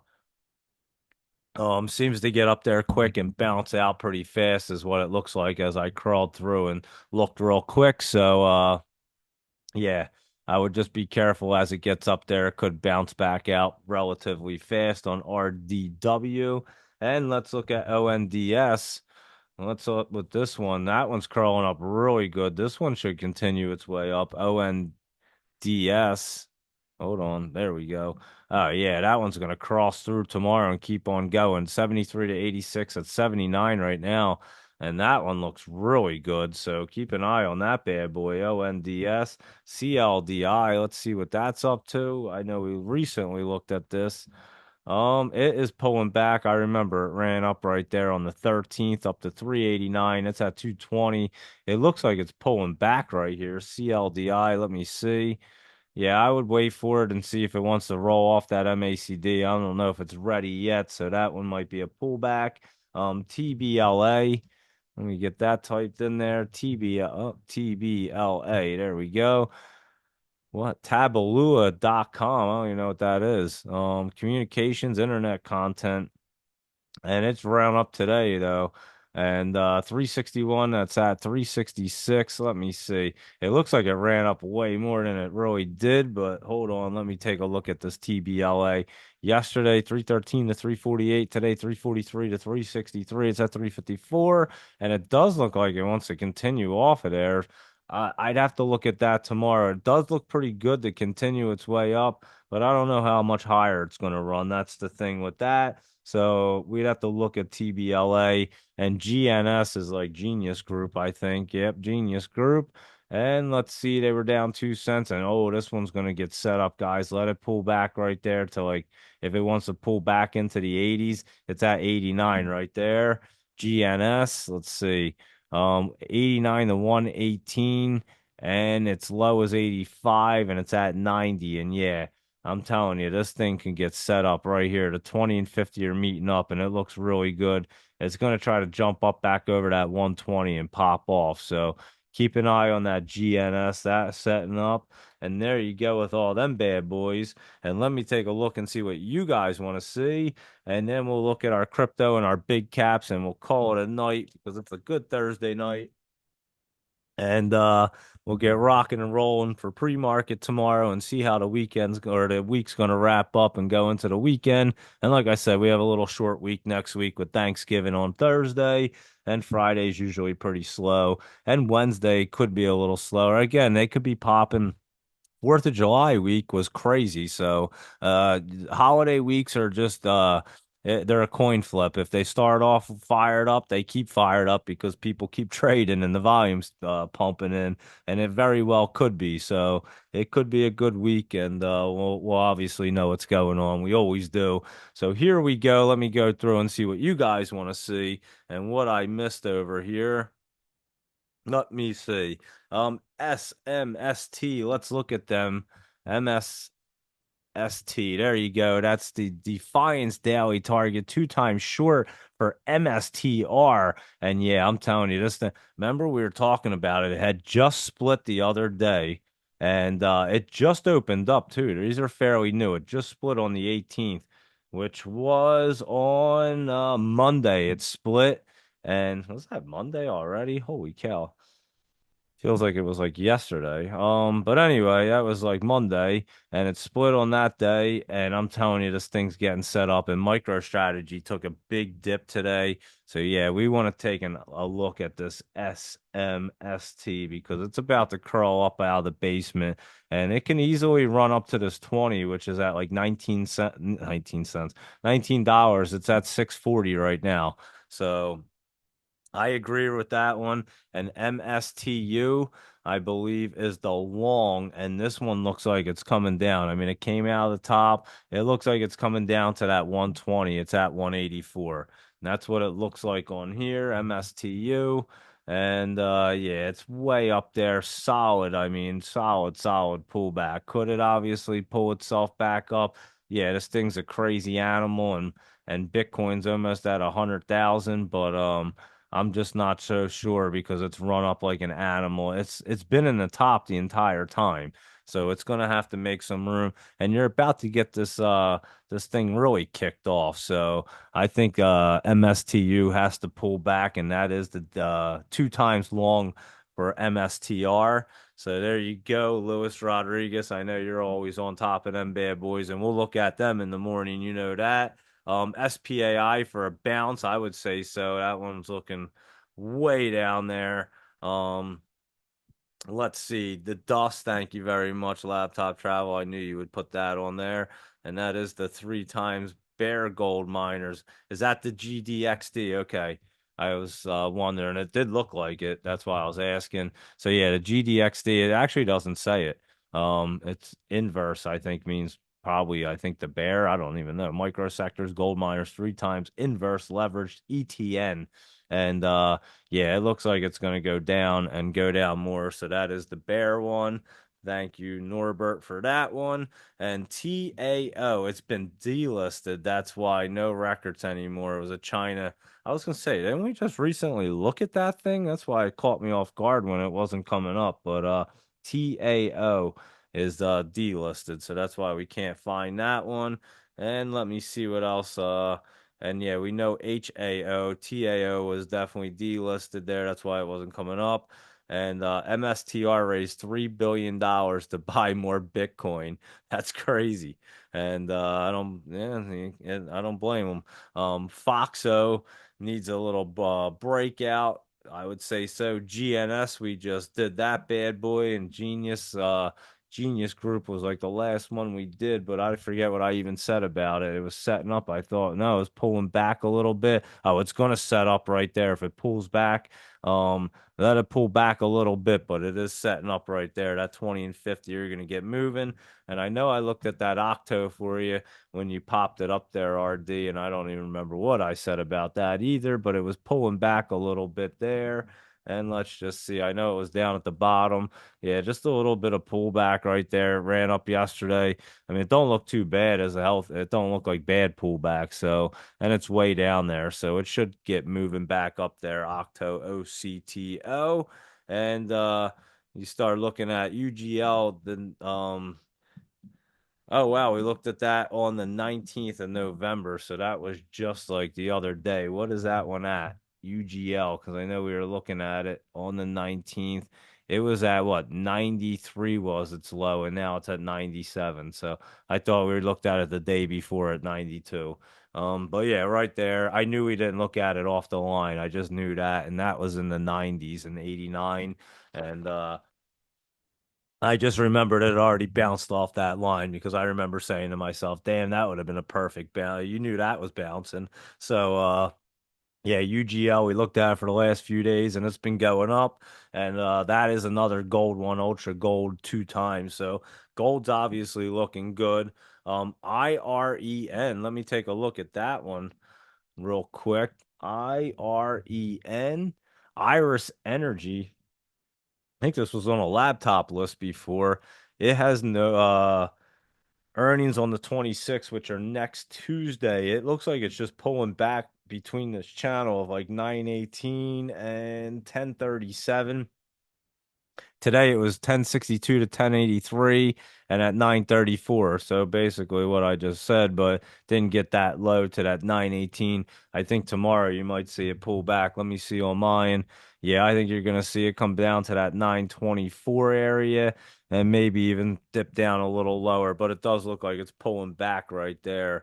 I think it's Vile. I guess that's what you go by. Iron. Bitcoin fetish. That's what his reply thing is. So there you go. And IREN looks like it's going to pull back a little bit. Cryptocurrency is going to be on fire this weekend. Oh yeah, didn't China say that? What did China say? They said that they could like still you do crypto or something over there. They just had some kind of ruling. I saw someone post it. I don't even remember what it was. Um, let's look at Mike Drencalo has a few SLN. Let's see what that's up to. Let me take a look at SLN real quick and see what we have happening here. Silence Therapeutics took a huge dip and is rolling back up. Yesterday was its bottom right there. That's a nice bottom right there at 581. It's already back at the 750s. And yeah, I think you're going to see this. And again, this one could bounce around Mike Drincalo, but you know where the bottom is, and it does look like it's moving up. It looks great, guys. SLN, keep an eye on this one because that's going to be a big curl up. And again, that bottom was at 581. You're already back in the sevens. So watch for any pullback around there. And BKKT, this one just bounced up on that Trump media news, and it just stuck itself at the top. I remember looking at it today going, that's an interesting one. They usually don't do that unless they're merging. So I know it's supposed to be a buyout or something, and or apparently. So I would be careful with that one, to be honest with you. Just the way it looks up here, I wouldn't mess with it personally. BKKT. It could pull back or it could just run up there for a little while and kind of not even move. It wouldn't be worth it because it would just kind of run flat up there. I've seen it happen when they're acquisitions and things of that nature. So just be careful with that one. BKKT, SCPX. Let's look at that. Down a little bit and up in the after hours. Let me see. And that one just curled through there. Let me see on mine. SCPX here. It doesn't look bad on mine. It looks really bad on Finviz for whatever reason. It looks like it curled through and went down. It looks like I'm looking at two different charts here, but they're both at 66 cents and it's the same thing. So, and that's today.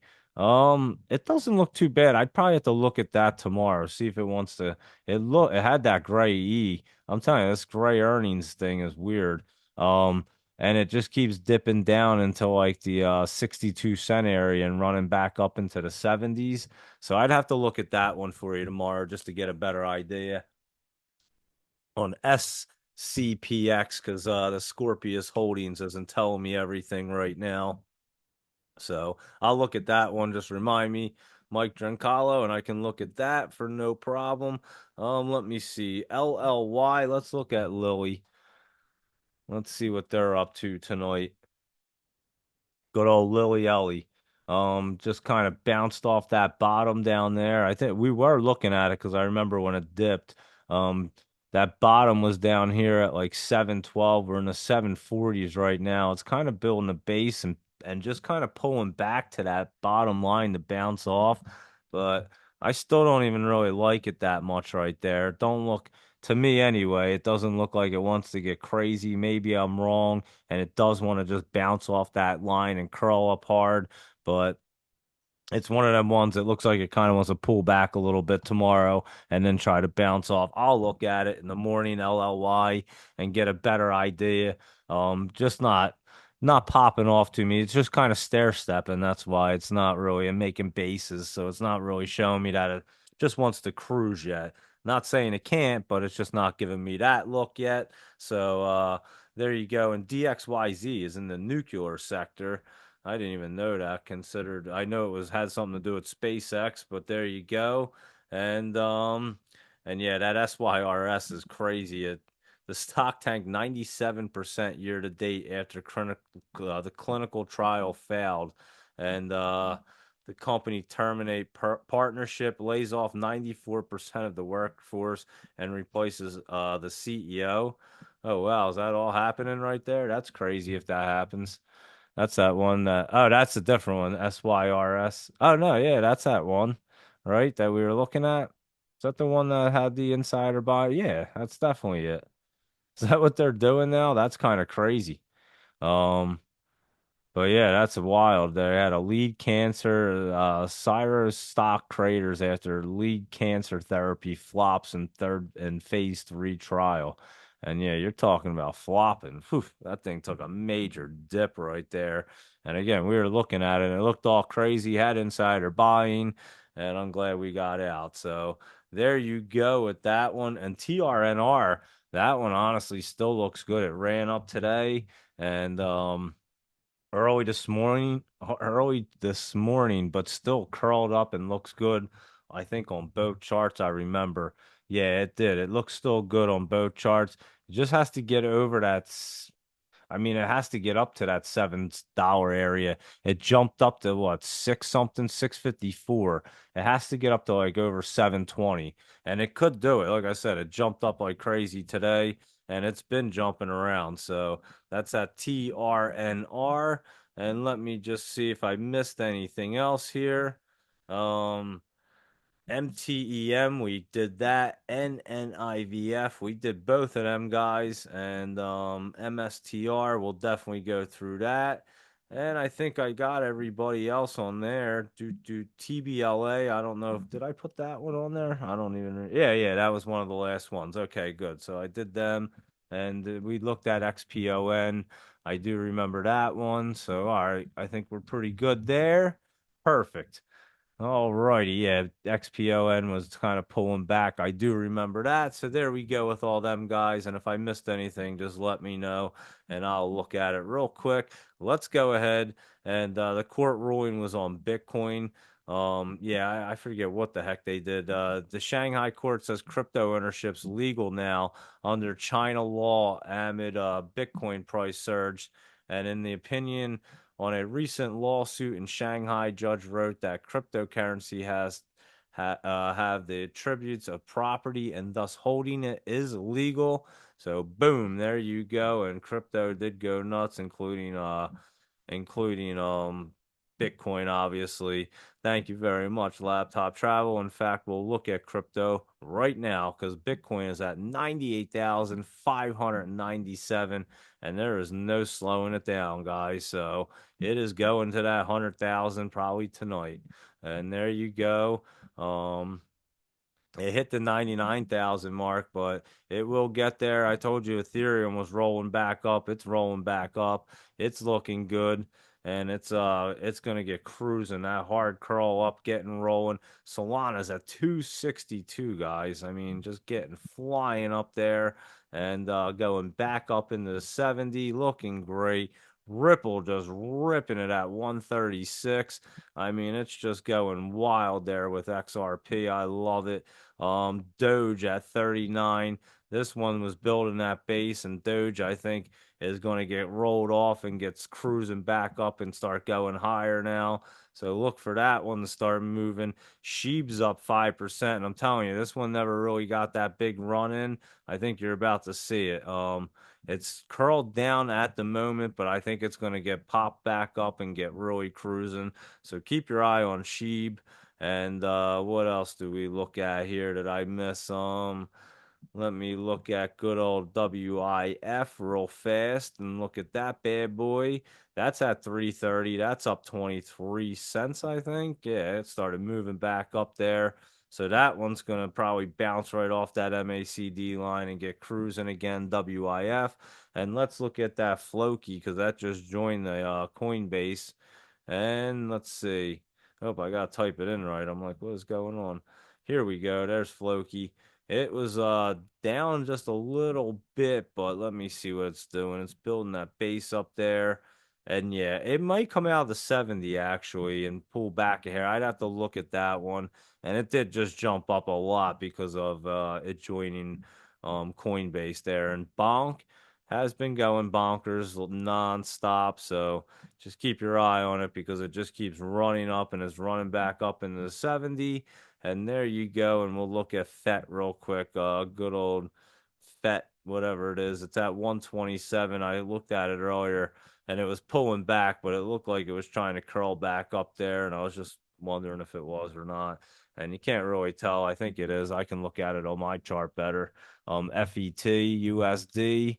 And there you go. It's just kind of because they closed at 7 o'clock and it is at 127 and a half, and it does have that weird look, but it looks like it's going to start curling up. I think FET's going to start moving too.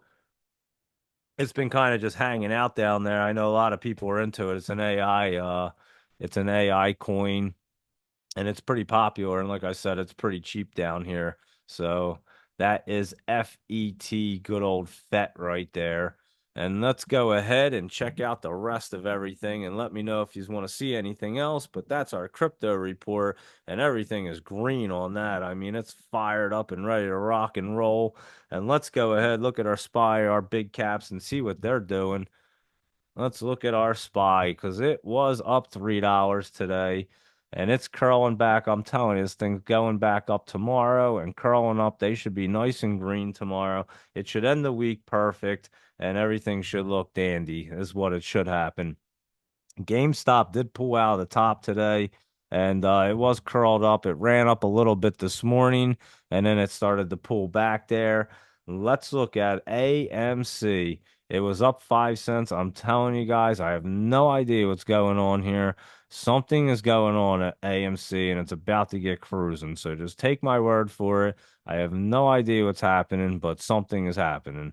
Um, I don't see anything in the news. I don't know what they're doing, but the damn thing is set up really, really nice and it wants to do something here. So, and it's curled up perfect. Like it wants to start rolling tomorrow. So I would keep my eye on AMC if I were you guys because it wants to do something crazy and I don't know why. Chewy up $1.25 and it did. It jumped right back up into the top. It was sitting on that line. I couldn't tell what it wanted to do, but it did. It jumped right up there. So that one's good. GameStop actually looks the worst out of them all. But again, it's just kind of pulled back out of the top. Probably could run right back in there if it wanted to. Um, but in the video, let's look at it. It was up 78 cents. It was running around all over today. It had the craziest day ever. NVDA. It was at 143.31. It got up to 152.89. It got down to 139.80 and it closed at 145.90. So, and it's about to curl itself back up and get moving. And they are all bullish, like I've been telling you. So they are going to start rocking and rolling. And the video is the last one to report their earnings out of the Mag 7. Apple pulled back a little bit in, I guess, the after hours because it was up most of the day there. It's at 228.52 and it's just had a little pullback look, but it was, like I said, it was looking great all day. Mine says 228.56. and it opened at 228.40. So that would have opened closed higher, and it looks like it wants to curl up tomorrow and keep running Apple. So Google, that did pull back a bunch. And I'm not sure why, but it's going to be a great opportunity because it's going to be a dip and rip. I'm not sure what the heck they did, but yeah, I have no idea. I'm just looking down real quick, and it's just a whole lot of news that I can't sort through. But again, it's setting up super, super bullish, and you're getting a really good price. Watch it tomorrow. See if it pulls back some more. It would be great. So Google, great. It's going to be a great one down there because again, it is setting up super bullish. So I like that dip. Amazon, AMZN, another one just pulled back. I don't know why, but it actually made its resistance a support line at 194. So let it come back right there and bounce off because that's what it wants to do.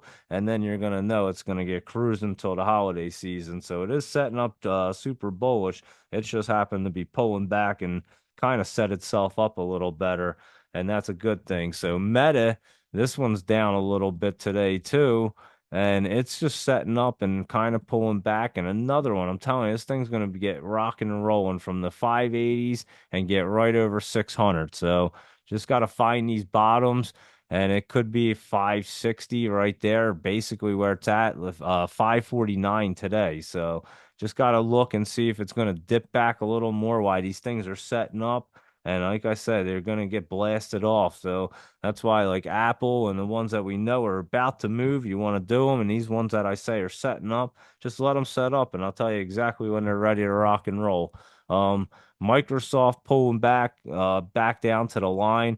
This one could start to try to bounce off tomorrow, and just it's going to trade in that channel as these things set up. So they're taking turns running up and then setting up. It's actually kind of good because you can trade, focus on one, nail it, like snow, for example. Perfect. Boom, ran up. Some of the gold ones. And then when these bad boys get set up, that's when we attack the ETFs, but we just let them set up. Apple's been set up, and again, I'm up on them.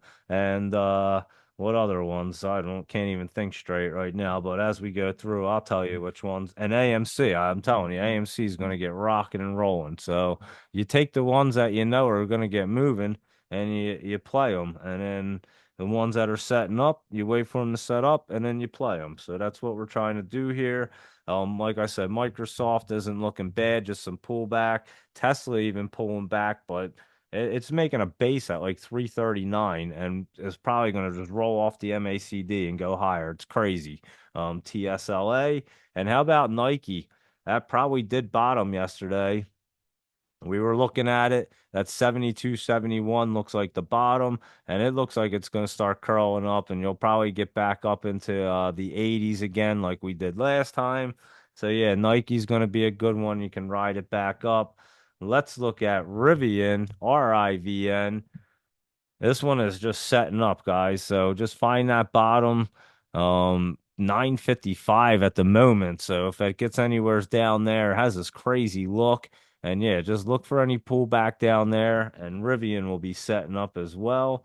PLTR down a little bit, and I think this one's time to go down. And again, I've been telling you guys, do not chase it. Do not chase it as a momentum play, if anything. I couldn't understand how it was still going up, but yeah, I think this one's got to come back down into like the 50s. So PLTR, I think you're going to see a dip on. Sophie, let's look at that. That was way up and still running up there. But this one's going to have to take a dip soon too. So be careful playing that one. SOFI. And let's look at Dell because it was up 496. Remember, it was getting real bullish, and this thing's going to curl through tomorrow and run. They have earnings right next week on the Tuesday, and it was getting bullish right there. And yeah, it's gonna run up Dell, so you could probably play that tomorrow. It's looking good, and it's probably gonna run up some more. How about that snow, SNOW? Who was saying that was a little bullish when it was down here in what, the 113s or 114, something like that? It's at 171 today. Got up to what, 174, maybe higher, went right to the top. And yeah, so that one was a great one to play an option on if you had them. And obviously, you got to be careful because it's in the top now, but that's why we catch them before they're setting up and getting rolling. And again, earnings were a little weird. Had no idea. They had earnings yesterday, and then boom, bam, it went crazy. But we knew it was setting up. And again, you just play it. Don't play the earnings. That's all. You either play it before or play it a little after. And that's what I was kind of saying before with the strategy because the earnings are very tough to tell. And but everything else seems to be pretty simple. AMD, we already looked at it, and that one is setting up, guys. And then look at that AMDL because that's going to be good. QCOM, that was up $1.19. And this one down, pulled back really nice yesterday. And again, just find that bottom, which was around 152. It's at 155. Today's bottom 153. So that 152 and yeah, look for it because that one's gonna set up and start moving. And that's exactly what you do on these. PayPal's up a little bit. This one I think might have to pull back as well at the moment. So let me see. Yeah, PayPal. I'll look at that one real quick. I saw something pop in, and I will definitely take a look at it. But PayPal looks like it's going to try to crawl through and go back down, maybe down to the 82 area. So we'll keep an eye on it. But we knew that was running up, and now it looks like it's just pulling back. And again, they have to run up, pull back, to run back up higher. So it's nothing crazy. How about that SMCI? Who was saying that thing looked good the other day, even when they was pulling back yesterday and was still saying that it was looking healthy, good pullback, and boom, went up some more. And tomorrow it should blast off. It looks like it wants to go nutty tomorrow. So, um, yeah, it just looks like it wants to get crazy and run up to like astronomical. So we'll see what it will do tomorrow, but it definitely looks like it wants to go wild. And just another one, just being very confident. I mean, I was confident that they were going to drop PR and people were shorting this thing. And I'm like, what are they? Do they look at these charts? People, I'm telling you, they don't look at anything. They just guess. And or they look at numbers. I don't think the numbers are telling you what's going on. And you just look at that chart, you knew it was set up way too well that they had to be dropping PR and probably had an auditor. And, I said that. And then I even joked around and said, NVIDIA would probably say, yeah, we need SMCI and they're important. And they said exactly that yesterday in the earnings. It was kind of funny. I was just kind of joking around. And then, boom, it's going to take off. And bam, it is. And there you go, SMCI. We know the rest of that, but you should see that one try to pop up some more tomorrow. So I hope you guys enjoyed that hit. And again, I just tell you like the charts, you just read them and look at what they tell you. Don't try to put things in there that aren't there. And I think people try to create scenarios that aren't exactly existing because, you see numbers and the company has this going on and this product and this and that. Honestly, none of it means anything because look at a company like SYRS. They had a cancer treatment going into a third phase. So they already passed phase one, phase two, FDA. They had all kinds of great stuff going on. And then it doesn't pass the phase and the thing just tanks completely. And the company's down like 80% laying people off.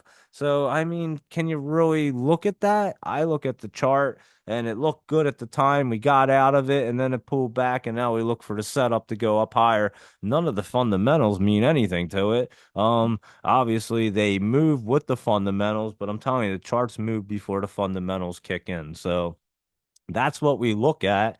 And yeah, Intel Corp, that one should be trying to again, this one's just setting up you might see a bounce up tomorrow, but it's definitely just setting up and you could see it come down a little bit to like the 23 area too.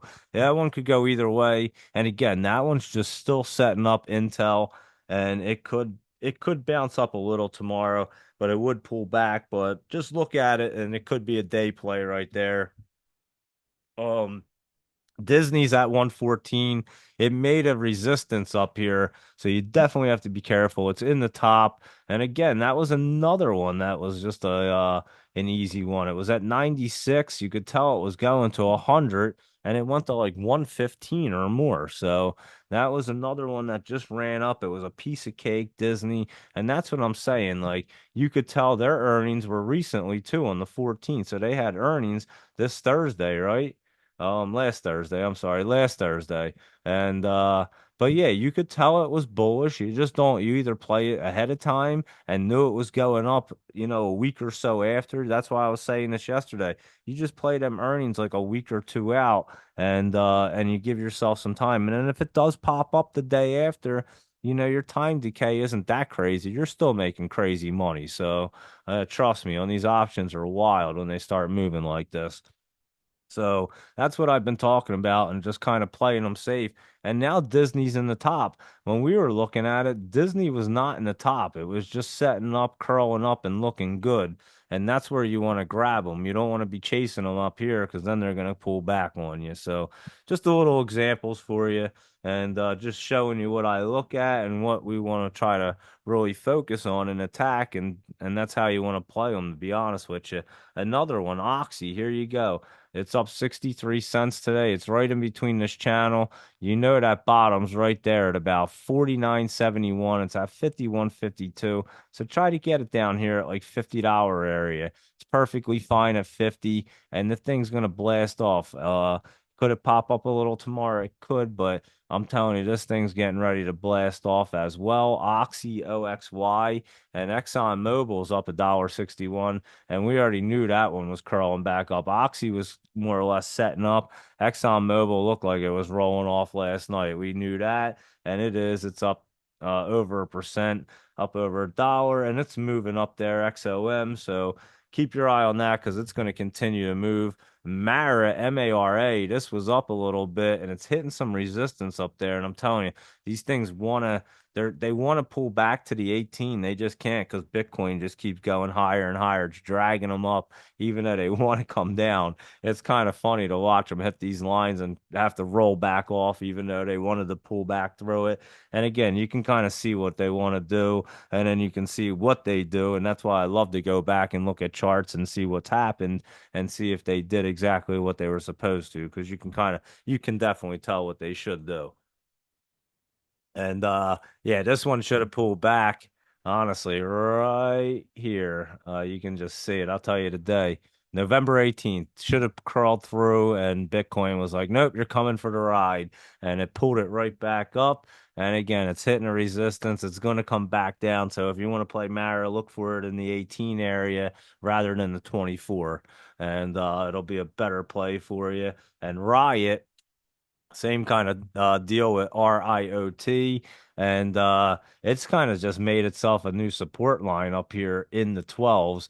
And it's getting set up. It could pull back to the 10s, though, I'm telling you. And it looks like it might want to. So just watch for this little pullback because it might be a perfect dip and rip situation.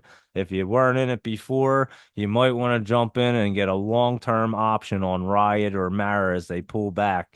Because the last time Bitcoin cycle went, they went to like $100.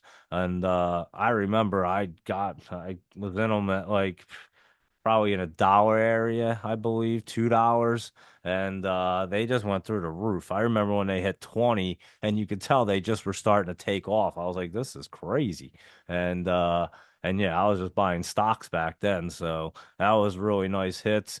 But again, you can play these bad boys on Riot and Mara and buy like an option for a year out and be safe because it's gonna around next October you're gonna start seeing probably the run, fizzle out a little bit possibly. That's where you're looking at. So yeah, you just buy them a year out from now. You're buy them in like next December and you're perfectly fine. So Riot and Mara, that's what you want to look for. And again, just watch for that bottom price.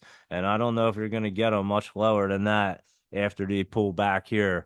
They were down in 654 area, and we looked at them up back then, down there in September, and that was a great price before they started moving. And now when they pull back here, like I said, you're not going to see them back down there again. So they're definitely going to be good ones to keep an eye on. and that's Mara and Riot. MSTR, we already know MicroStrategy. That came down $76 and pulled back. The thing with this is, though, it has a super hard support line right here at 375, and it came down to 371. So it touched it. And but it pulled itself out of the basement. But again, this thing is so crazy and Bitcoin's so wild, it could honestly pull itself back up. So when you're gonna play this MSTR and the other ones, you gotta be kind of really strategic with them. And no, I'm going up with this thing. It's definitely going up at this moment. And and then I'm gonna be pretty my strike my not only my strike price is gonna be right there, so it definitely gets clear real fast. But my expiration is gonna be not too far off. I'll have a little, a little further out for insurance, but I don't want to get killed because this thing can move pretty fast. So that's the only thing with micro strategy you got to be careful with on that. And here's your call options, and they're awfully expensive. So let's just say, let's see.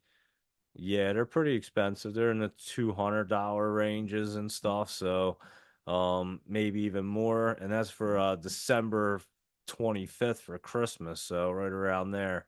Um, but yeah, you're talking like $300 ones, and if they pull back, you're gonna get crushed on them because again, it could really pull back and then make a base down here at like 250, 300, and then start to set back up as it needs to run up because it's run up in the top so much, and stocks do not like to do this that often.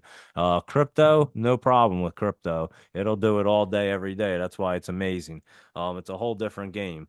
But yeah, the stocks, they just don't do that. And so yeah, you just got to look at that. And but yeah, we'll go through all that stuff obviously as well and see what oh wait, they're for December 25th for MS. Okay, yeah, yeah, they're December. So yeah, these are ones are for December 25th. So you're talking like a month out or so for these. And like I said, they're like $200. Let me look at the strike prices for these. I wasn't even paying attention. So we're at what? 397. It went up 40. And this is the thing, it goes up $20 in the after hour. So this thing's moving around. And that's why you can easily play it pretty safely because as long as you can kind of see what directions it's going, it's moving like $20 or more, like real easy. So oh, that's a year out, so that's 2025. Okay, I got you. So them options that I'll post them right now. They are for next year, 2025 in December for MSTR. And yeah, they're pretty expensive. They're over like $200 options to be buying them. So, but again, you figure this thing's going to be up through the roof, but you do want to see if it kind of pulls back for you so you get a better price on it as well. And that's micro strategy. And again, we'll be looking at all these and playing them ETFs because it's that's where you're gonna really cash in your money is on them ETFs. They're just crazy right there. Let me look at SOUN before I forget real quick for Eileen because I did see it popping. Actually, this is popping up really nice. Um, it was dipping down. I know the other day it was pulling back down to that line, but it is pulling up nice. Went up 54 cents right now. SOUN. And yeah, it should pop up there. It doesn't look too bad to me. Let me see where it wants to run to though. There we go. Let's see.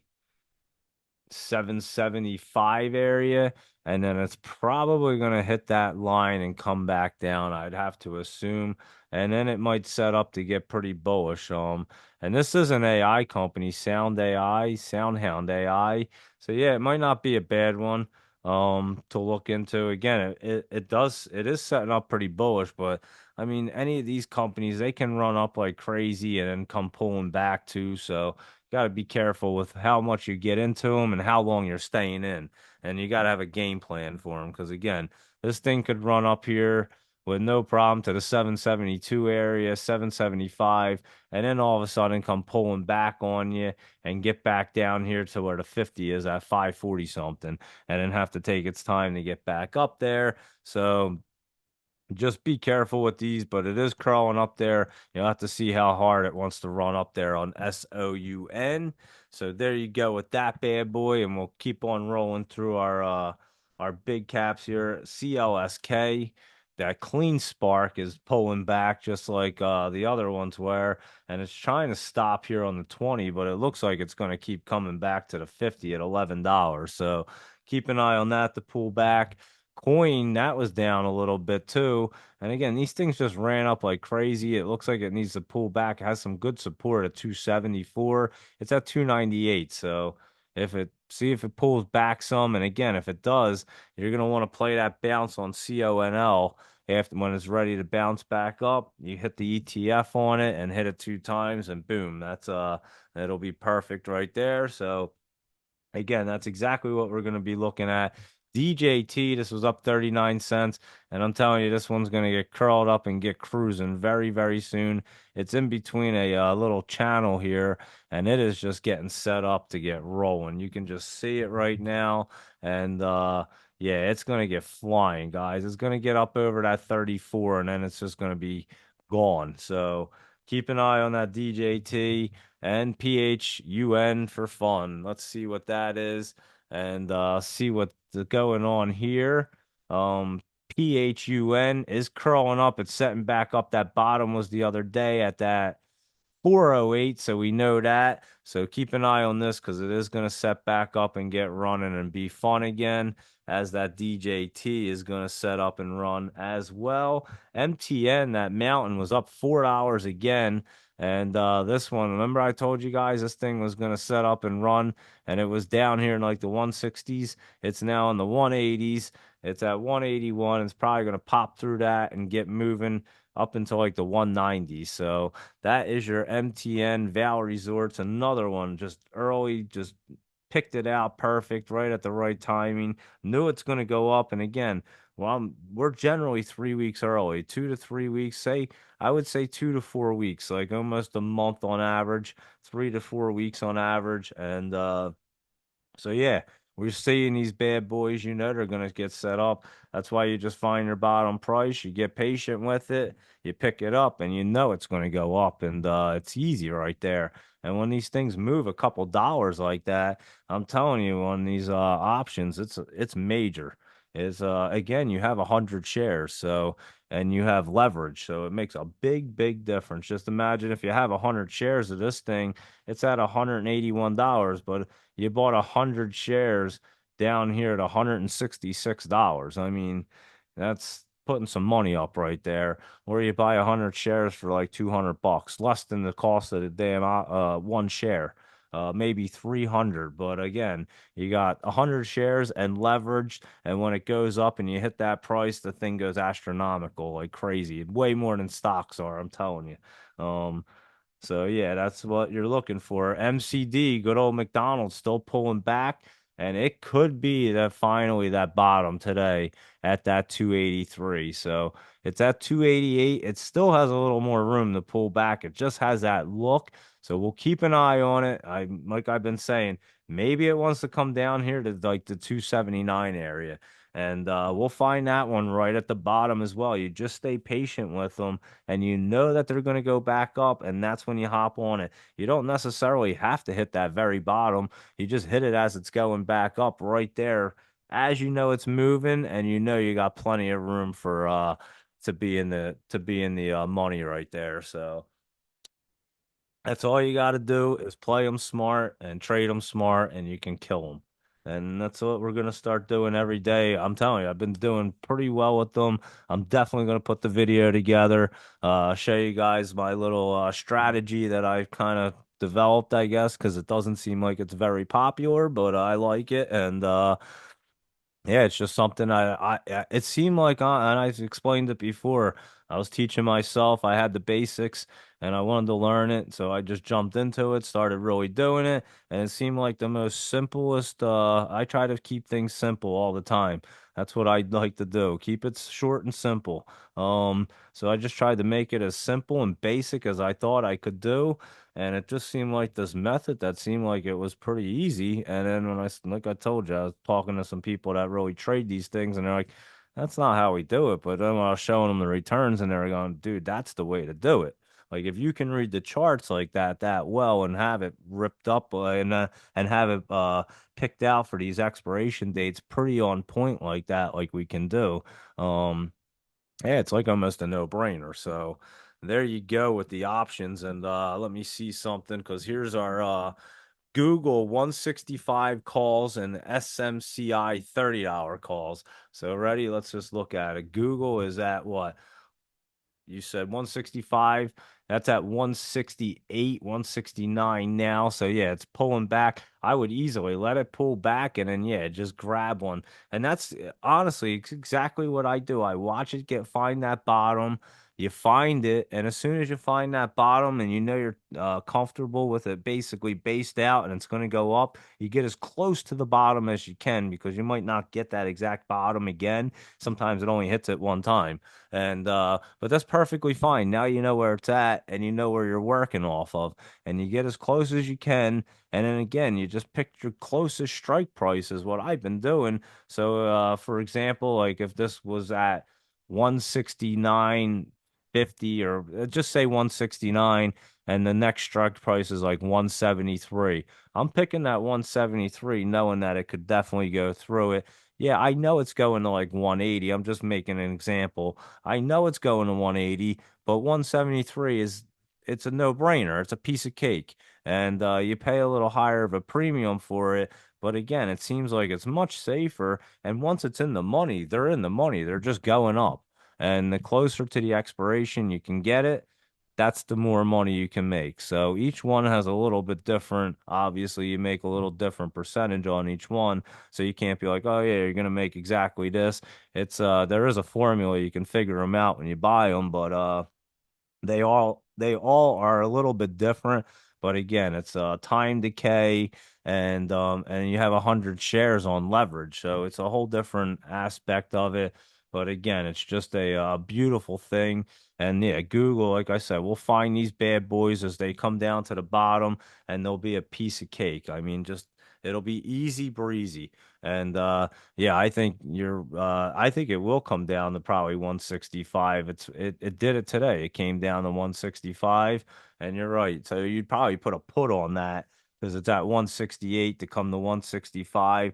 And then as soon as it hits that and goes to 164, your money right there. So that's basically what you're doing. And Google does look like it's going to pull back there. So that's how you do it, and that's basically all I've been doing, and it's definitely been working out. But let's get cruising through the rest of these. There's only a few left here, and see what Boeing's up to. Um, so I was putting like duct tape on planes.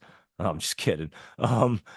It's just kind of pulling back. Like I said, it doesn't even look that great, the company. It's in a bearish state right now. And I wasn't sure how it was going up before, but then it started to pull back like it should. And this looks like it's going to pull back some more. So Boeing does look kind of bearish and looks like it's pulling back there. And let's look at space real quick. SPCE.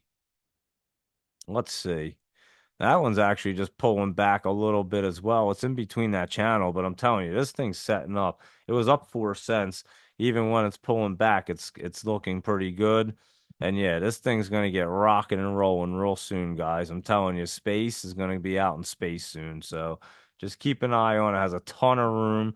It did try to run back on November 13th, got up to like $7, a little over seven and then just kind of pull back. And this time when it sets up, it's going to get moving. So that's your space, Virgin Galactic. And I'll actually hop right into the aerospace and defense because this is one of them real quick. And I'll just look at a couple more random ones. I'll scroll right down and just see. We'll look at AIRI. Um, I'll just pick out some random ones, just roll at random, and I'll look at them real quick and see what we have going on here. I'm not even paying attention if they're American ones or anything. I'm just kind of hitting some and looking at them. We'll look at Lunar, see what they're up. Of course, I do that. Hold on one second. Let me look at Lunar, and I'll open up like the next two pages and pick out a couple more. We'll have about 10 or 15, something like that. If that, I don't even know. And we'll see what's happening there. So there you go. And boom. Oh, look at this. Look at laptop travel on point. He has the list, the watch list for the stock pick runners and entry points and everything. Look at that. He has green boxes around the ones, following it all on point. That's awesome, laptop travel. I just reposted it so everyone can take a peek at that. That's great. And so thank you very much. That's sweet right there. And here, let me just throw up a couple more of these bad boys.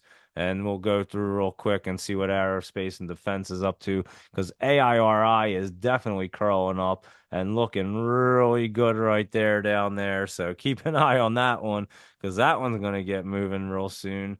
I want to see that on mine, AIRI. Yeah, that one's going to be getting curled up. It tried to run up today, 442 to 468, back to 431. It's going to bounce around just a little bit, but that bottom was probably yesterday, to be honest with you, at 425. So that's what it looks like at the moment. So AIRI looks really good. AXON, Axon, this one's been at the top, and I think we did look at this last night, and it was already run up, and it ran up another $21 today, and it's just been in the top like crazy. I wouldn't chase it, but it is crazy. How about Coda? That one's that Coda Octopus Group. That one's been in the top too. Well, up at the top. It's been running up. It's bullish. It's just kind of pulling back at the moment. Um, it might bounce off of that. I gotta look on mine. Hold on. I'm curious now. Yeah, that one could easily bounce back up there. So Coda could easily bounce. I mean, and if it comes down, it's only coming down into like the 880s. It's at 940 and it will bounce up. So Coda's super bullish. DRS, Leonardo DRS, I'm not sure what they do, but they're about to curl right back up and get back moving. So this one's really bullish. So yeah, aerospace and defense is looking pretty good, guys. I must say. What is that one that does the ETF laptop travel? DFEN. That's it. Let me look at it. DFEN.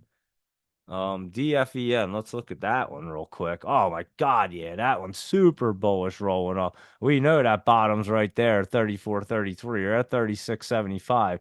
And this thing's getting rolling tomorrow. That's a three-timer, guys. So look at DFEN, that ETF. I'm gonna be checking that bad boy out tomorrow. That one's gonna get cruising back up here to the 40s. It's at 36. And yeah, that thing's bullish. Um Let's get back moving here to GD, General Dynamics. Holy cow. General, I just said General Dynamics. Think my brain's fried. Anyway, here we go. I'm telling you, I have a tough time reading things. The stock tickers don't bother me. They're just a couple letters, but I'm telling you, words are just rough for me anymore. It's crazy what a brain injury, what your brain will do. Anyway, let's get back to it. GD General Dynamics. I just have to laugh about it. 279.93. It's down at the bottom, and this thing's about to curl up. This one's a great one to look at, guys, because it's about to get cruising. So probably a great one for some options as well, because it's way down there. That bottom was yesterday at 278.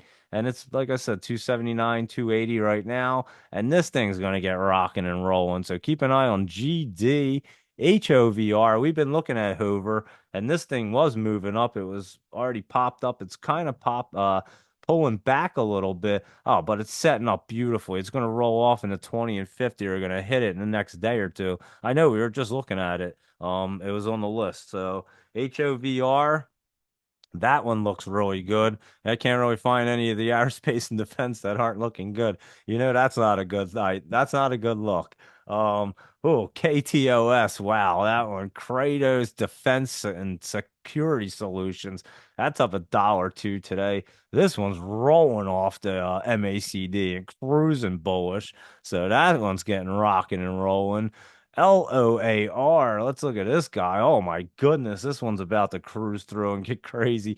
I would say we're in trouble, guys. Um, it's not looking real healthy right here. I can tell you that. Last time I said that, look what happened. And yeah, this one isn't looking real healthy again either. And I haven't said it ever since. I've never said it again since the Trump assassination and called that days before it happened.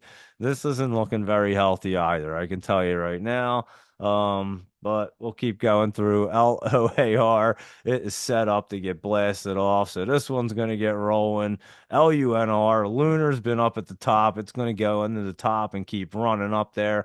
This one's bullish and running up there. Let's just keep on going here. OPXS, OPET, I don't even know. Optex Systems, OPTX Systems Holdings. I can't even say the word. Down 90 cents. This one took a nice dip today, though. I don't know what they do, but it did take a little dip. Let me see.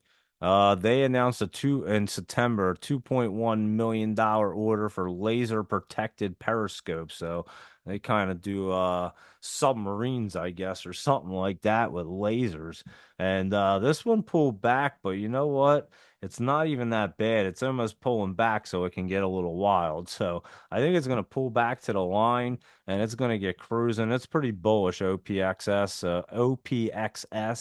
So that one looks good. We did this RDW, didn't we? That red wire. And then, yeah, because it's running up in the top. I didn't realize it was aerospace and defense when we did it.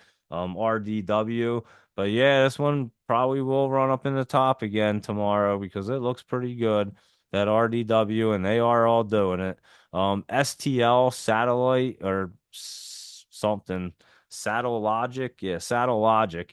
That was just ran up yesterday like a maniac.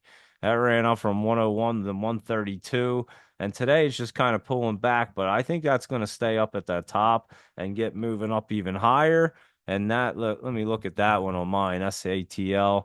Yeah, I think that one might actually try to like stick itself up in the top tomorrow and keep going. So yeah, keep an eye on that one. And even if it pulls back, I don't know how far it's going to pull back down. So that one's pretty bullish. TXT Textron. And this one's just setting up. It's just about to make a hard curl up. It was very bearish. Not even bearish. It was just pulling back, but it's setting up to be super bullish, is what I meant to say about it. It was bearish the other day, and now it's getting curled up, hard curl. And TXT looks really good. And yeah, we can't find many that don't look good there. And yeah, that was that. And DFEN, the ETF looks amazing. So. I would say, you know what we can say about that. It never is a good thing. And like I said, Virgin Galactic's been looking great, and that is a aerospace and defense one. So there you go. We'll keep our eye on aerospace and defense. We already know there's all kinds of havoc happening, but we'll try to pinpoint it if we know we're going to be attacked at any moment, because you know, you can kind of tell sometimes, but they are pretty set up right there. So it is kind of worrying, where it is worrisome. So keep your eyes out. That's it. But there you go. Kay said got wrecked on MSTR today, big time.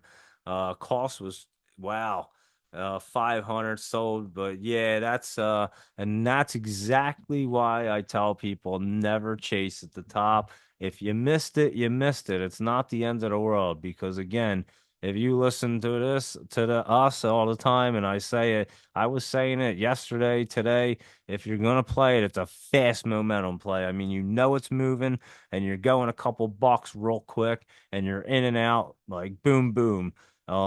Because once they're in that top at any moment they can just come crashing down and of course I like to get them way before they even start moving. So and again, I usually sell them when they get in the top, and a lot of times they run even higher, you scale out, and I'm perfectly fine with it. I've learned that it's actually a great feeling to sell it and watch it go higher than to hold on to it and watch it dip on you and be stuck with it. I've definitely learned that. You're upset, like I said, I think I said it last night. You're upset for about a day when you sell it and it goes higher, you're like, God damn it, I could have made a little more money. I left some on the table. And then you just watch the thing come crashing back down past the price that you had sold it at. And you go, thank goodness I sold it, huh? I'm not worried about that. It went higher at this point.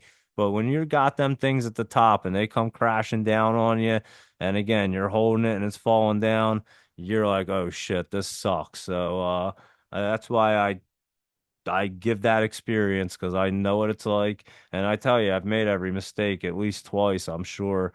And so I know every single thing that people go through.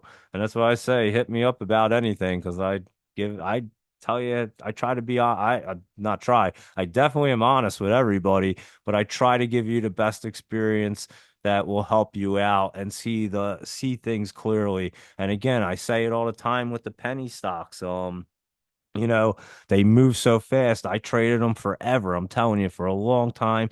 Did well. I got burned on a lot of them too. I'm telling you, you got to be able to trade them things fast.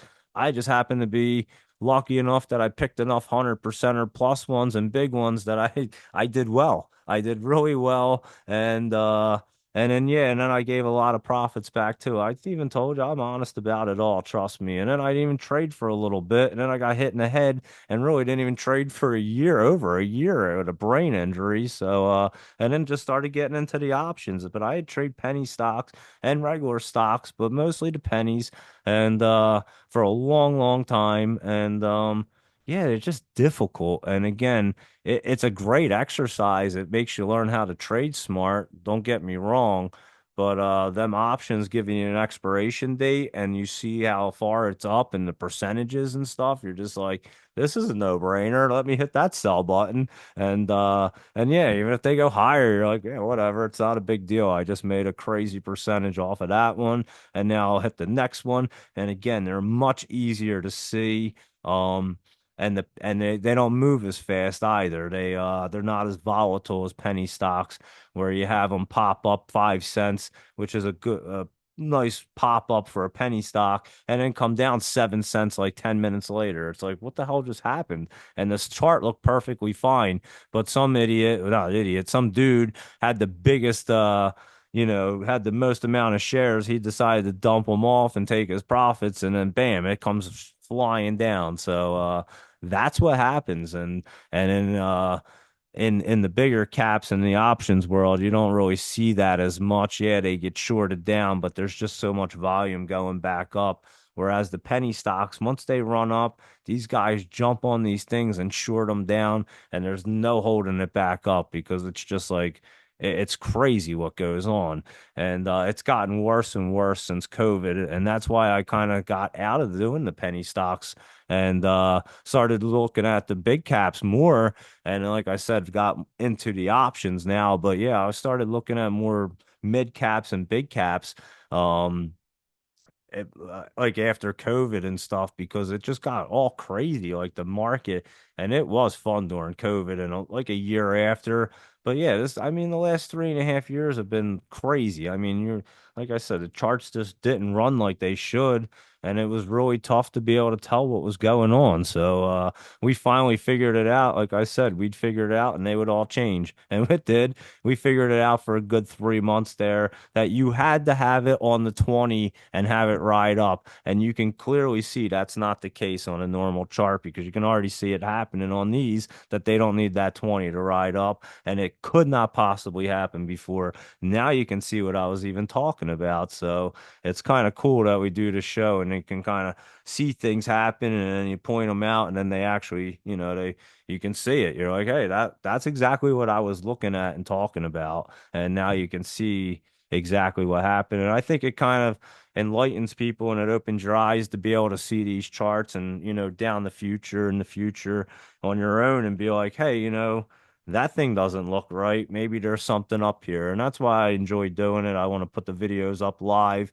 so people can really pay attention and really learn on their own because I won't be doing it forever. And yeah, it's something that everybody can learn. I just happen to, and I can give you the shortcuts. Like I said, I've been doing it for over 20 years and and I've learned every lesson. I think I just happen to enjoy these things as a hobby. I think if it wasn't such a hobby for me and I love to do it, you can tell I love to do it. I could do it all day.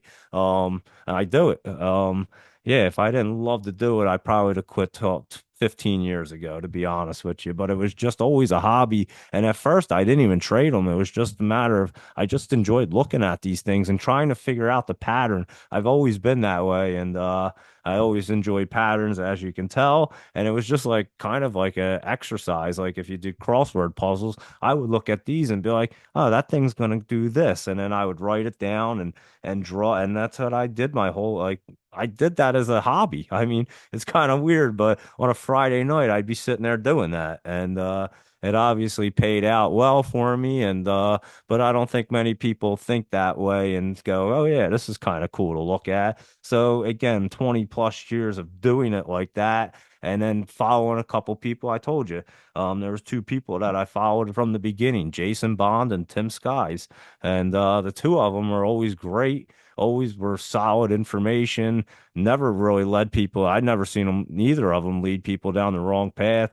Like I said, Jason Bond, something happened and there was a lawsuit. You can look it up. I don't even know exactly.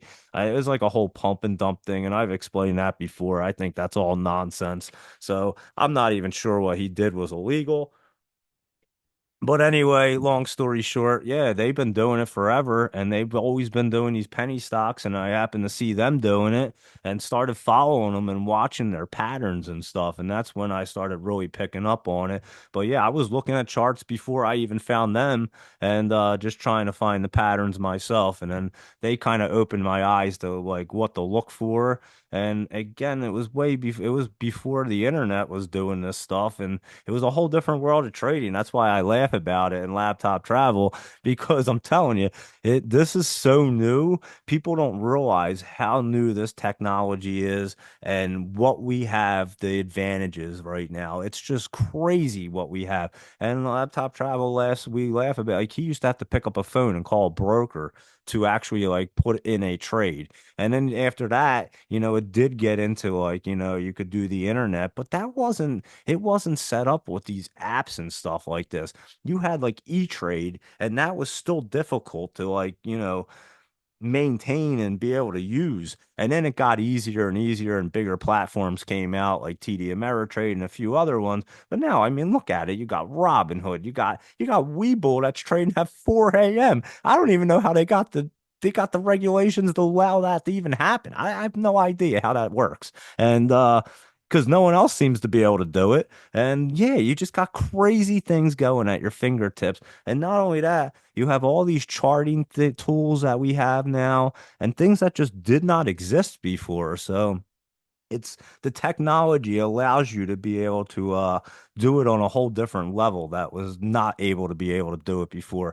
And that's why I kind of laugh and just kind of joke about it. But I say I probably picked more 100% plus stocks than anybody in the history of the stock market. And only because I've looked at the penny stocks for so long, and I was doing it before I started posting these. And if I have videos in 3 years in a row, like I said, I had hit over what 210 in less than 3 years. On average, that's one a week for 4 years straight.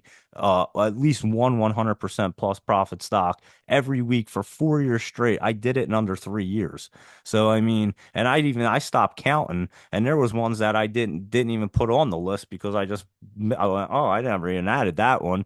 And yeah, so I crushed probably through well over 300 and something of them by this point easily, and in about 4 years. So and that's just actually, having them time stamped and doing it through stock twits. I was doing this for years before I was ever doing it on social media. Like I explained, my buddies were like, dude, you need to do something with this. This is crazy. I would be telling them what the events were going to happen, and they would happen. They would look at me like, dude, what the heck? Like, how do you know this? And I'm like, the stock charts, just follow the money. It's what I've always said. You just follow the money. I've always said that, and people have asked me, like, is that what you mean? And I'm like, yeah, the stock chart is the money, and there's no lying in it. And that's why I stick to them. And for all these years, I've been that confident that they've been that good. And then, like I said, once the Trump assassination attempt happened, it was like a no-brainer that the money clearly always knows what's going to happen, and there's always a an agenda happening. So it was 100% factual at that point. I think you guys all know it because I literally pointed it out as it was happening. And then we went back and looked at it all happen, and you could see the money change hands exactly where it was going. It's kind of scary. It's very scary. And that's what has always fascinated me about these, and I guess kept me into it. So there you go, a little backstory on why I really got involved in stock charts and this whole industry. But yeah, and then growing up, I like for 20 years, I always was like, and like I said, the Jason Bond and Tim Skies, I was always like, man, if I could just do that for a living, that would be so much fun. And well, I guess I planted that idea in my head because there you go. I kind of made it a reality. And I always say, just whatever you think of, just make it happen. Just whatever you want to do, you think about it and then you just make it happen. It's all about that positive attitude and just put your head forward and just keep on rolling. And I've done it my whole life. And like I've told you, is I've had businesses in almost every industry, cannabis company. I owned a cannabis company. I've had construction, landscaping companies. I told you I was a fire inspector, home inspector. I went to culinary school. I was a chef for the NFL. Um, that was my last culinary job, my last chef job. I said I'll never clock in and out of another job again. That was the last one. It was the greatest job ever. I'm telling you. I used to cook for all the talent that does all the NFL TV shows. They tape them in New Jersey at NFL Films. And there's one in New Jersey and there's one out in California. Most of the shows get taped in the New Jersey location. And yeah, I was a chef for all the talent and stuff. I used to hang out with the guys all the time. They were awesome. It was such a cool job. And like I said, I was like, well, I'm never going to do this, have another chef job again because this is never going to be able to top this one. And you know what? I don't want to clock in and out of a job ever again. So I was always kind of self-employed and had a job here and there. And yeah, it just kind of made my ways and just kept on cruising along with businesses and ideas. And I building businesses and selling them and just learning businesses. And I just enjoy it. I've always loved it. And again, that's comes back to the stock charts. It was just always a hobby and I just stick with things. As you can tell, I tell you, there's only four things that you really need to be successful in life. And it's just being honest, reliable, hardworking, and whatever else I say. But I can't even think straight. It's getting so late. But yeah, just reliable, honest, hardworking, and trustworthy. There you go. You can do them four things, you'll always be successful. And trustworthy is definitely probably the biggest one. Actually, all four of them are the biggest. If you're reliable, people can trust you. If you're hardworking, they know that you can pretty much come and go as you please. And I've always said there's exceptions at every job, and everybody's sitting here shaking their head, going, "Yeah, there is." I've always told people I've always been the exception at every job, and it's not because anything different than I just go in, I work my ass off. I never call out ever. I mean, I have to be sick to like miss work. I just have that work ethic that you show up, you work, you do your job the best you can. I don't care if you're the dishwasher. As a chef growing up, after I would get done, I would bang out the dishes and help the dishwashers. That's that mindset that you have to have. You go above and beyond. And then when I had a construction company, the guy I owned that with, he was just always went above and beyond. We fed all the we fed every when I had a landscaping company, I fed the employees every single day. I fed them lunch. I bought them pizzas, sandwiches, and I the whole mindset. And I even told them, I said, look, I don't mind it. It obviously costs me money, and it's perfectly fine. We make it. But if you guys are happy and you guys are, you know that I care, you guys are going to work harder, not care if we have to work a little later or do a harder job. And they all agreed. They're like, dude, you're right. You give us lunch, dude. We're here. And they show up every day and you take care of people. That's what you learn in business. And I tell people I've been on both sides of the fence. I've been the employee and I've been the owner. And you got to be in both sides of the shoes to see things how they work right and really treat people fairly. And like I tell people in business, businesses work when and like collaborations work when it works for both parties and both parties are happy. That's when you know things work. Something like this. I'm excited to do this every day. It helps my brain injury, and I can tell you guys seem to like me going through stock charts and picking out the poppers. I love to do it. It's fun for me, and obviously you guys seem to enjoy it, so it works out great for both of us. And that's what I always explain to people. If it works out for both parties, it's going to be a success, and that's what you look for.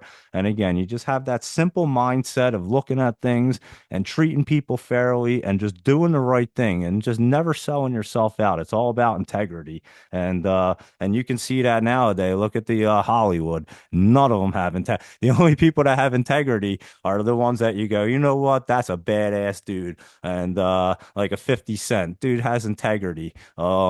Cat Williams, guy has integrity. They never sold their soul out, and they can walk around today and say whatever the hell they want about whoever they want and not worry about anything looking over their shoulder. And that's the way you have to live. And that's the way I always wanted to live. I never want to worry about saying nonsense or being talking about. If I'm got something to say to somebody, you just say it right to their face, just so it's not. You just say, "Listen, I don't want you to hear anything from somebody else. This is the way it works."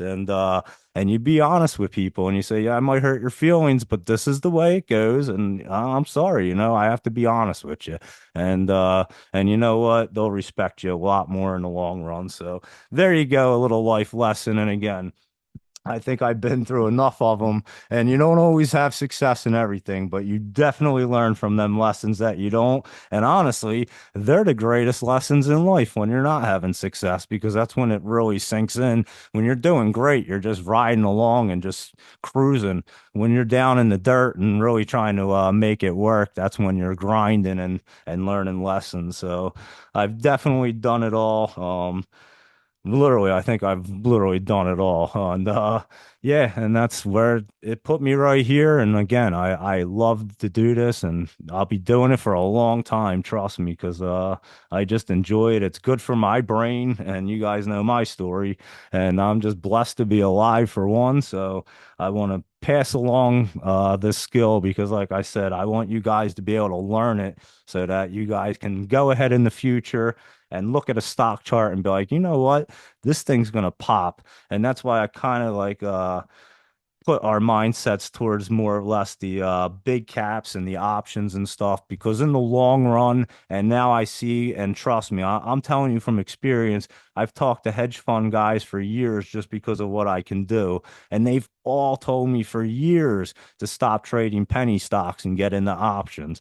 And I wish I would have listened to them, to be honest with you, because it's probably been more than 5 years that people have been telling me, and I just didn't get it, and now I get it. So I'm telling you guys, from my experience, I know the penny stocks are tough. You want to look at these big caps and the options and these ETFs. That's why they're so popular. I get it now, and that's where your money's going to be made. I know 100%ers sound great, but again, you have to be able to trade them smart. And if you can't trade them smart, they're useless. So these options and big caps are real easy. They go up a couple dollars and you make your money. And again, it's leverage, and it's you hit them big percentages right there. You hit bigger percentages. That's why I never like to post anything with money or anything, but I post out the option things just to give you an idea, because again, it's something new. I talk about it all the time on the show. And just to give you an idea, like these options are running well over 200, 300%. And yeah, these are big caps that you're hitting 200, 300% on, which when you think about that's crazy, because if you're buying stock, you're only hitting what, 5% on some of them, 10% tops, and we're hitting 300%. And that's when I was showing these hedge fund guys my method and what I was doing. And they're like, well, you're getting it in, you're locking it in so close to the expiration that you're that confident. They're like, no one's doing it like that, but we can all do it like that, because again, we just know you can learn how to do the charts, be that confident on exactly what's going up, and just play it easy. You don't got to play 10 or 15 of them. In fact, you don't want to. And I've said this plenty of times, and we'll end it right on this. Honestly, you pick the ones that you're the most confident with, and you have only like three of them in rotation. So you're basically selling one, you're buying the next setup, and you're looking for another. Or you have two of them that are getting ready to sell, one's selling, the other one's just getting ready to get popped up, and then you're looking for your other one. Three or four tops. I'm telling you, you don't want to have a whole bunch of them at one time. They're too hard to keep track of. And if you just are confident with that one or two, yeah, you might see other ones pop off in between, but yours is going to pop too, trust me, and you're going to make your money. So it's that patience, it's just trading smart, and that smart mindset is really how you win in this game. And it is a game, trust me. It's a wild game. It'll take you for a ride if you don't play it smart. So that's why I just try to give you guys a little insight and again, my experience. And like I said, I've been looking at them for a long time, trading for a pretty long time. I've been in and out of trading for a long time. I'll say that. So yeah, I definitely understand the industry and how it works. And now I'm getting into the next step and the next phase. Like I said, I think options, and I even told you, I'm sure we're going to get into futures because that's exactly where they've all told me I'll end up. And I believe them because they were damn straight right when they told me I should have been trading options 5 months, 5 years ago. I say it to my friends and my family. I'm like, you still don't even understand. I was doing like I did really well, and people know I do pretty well with the market, just the way I call them. And I'm like, yo, you just don't even understand the way I can call them. If we were trading options for the last 5 years, like you'd be on a different planet. We'd probably own an island. I could imagine we'd own an island. It's that kind of craziness. I'm telling you, it's that much of a difference between trading stocks and trading options. And it's exactly why the hedge funds won't touch stocks. They only trade options. They're not waking up at 4 a.m. to trade a penny stock for one. And for two, options are just easier, safer, and they make more money. So there you go. So just a quick mindset for you is, and I know penny stocks are fun. I actually love to do it on paper. And again, just paper trade them because it makes you really good at the stock charts if you can do the penny stocks.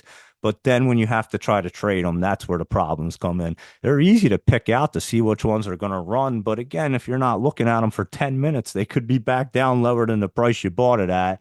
And if you didn't have your buy set already up there, you missed it. And it could take a while to get back there. They'll reverse split and you're beat.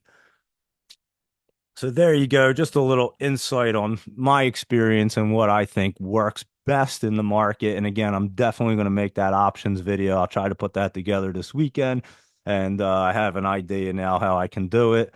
And I do have an idea of what I'm kind of talking about now. I really had no idea before. So now I think I'm pretty comfortable showing you my plan. And there you go. I'll look at the messages real quick, make sure we didn't miss anything, and then we'll go and I'll see you guys in the morning. So let me see. X-Man, I'm telling you, I'm definitely going to put that video together. And like I said, I'll probably have it together this weekend. And so yeah.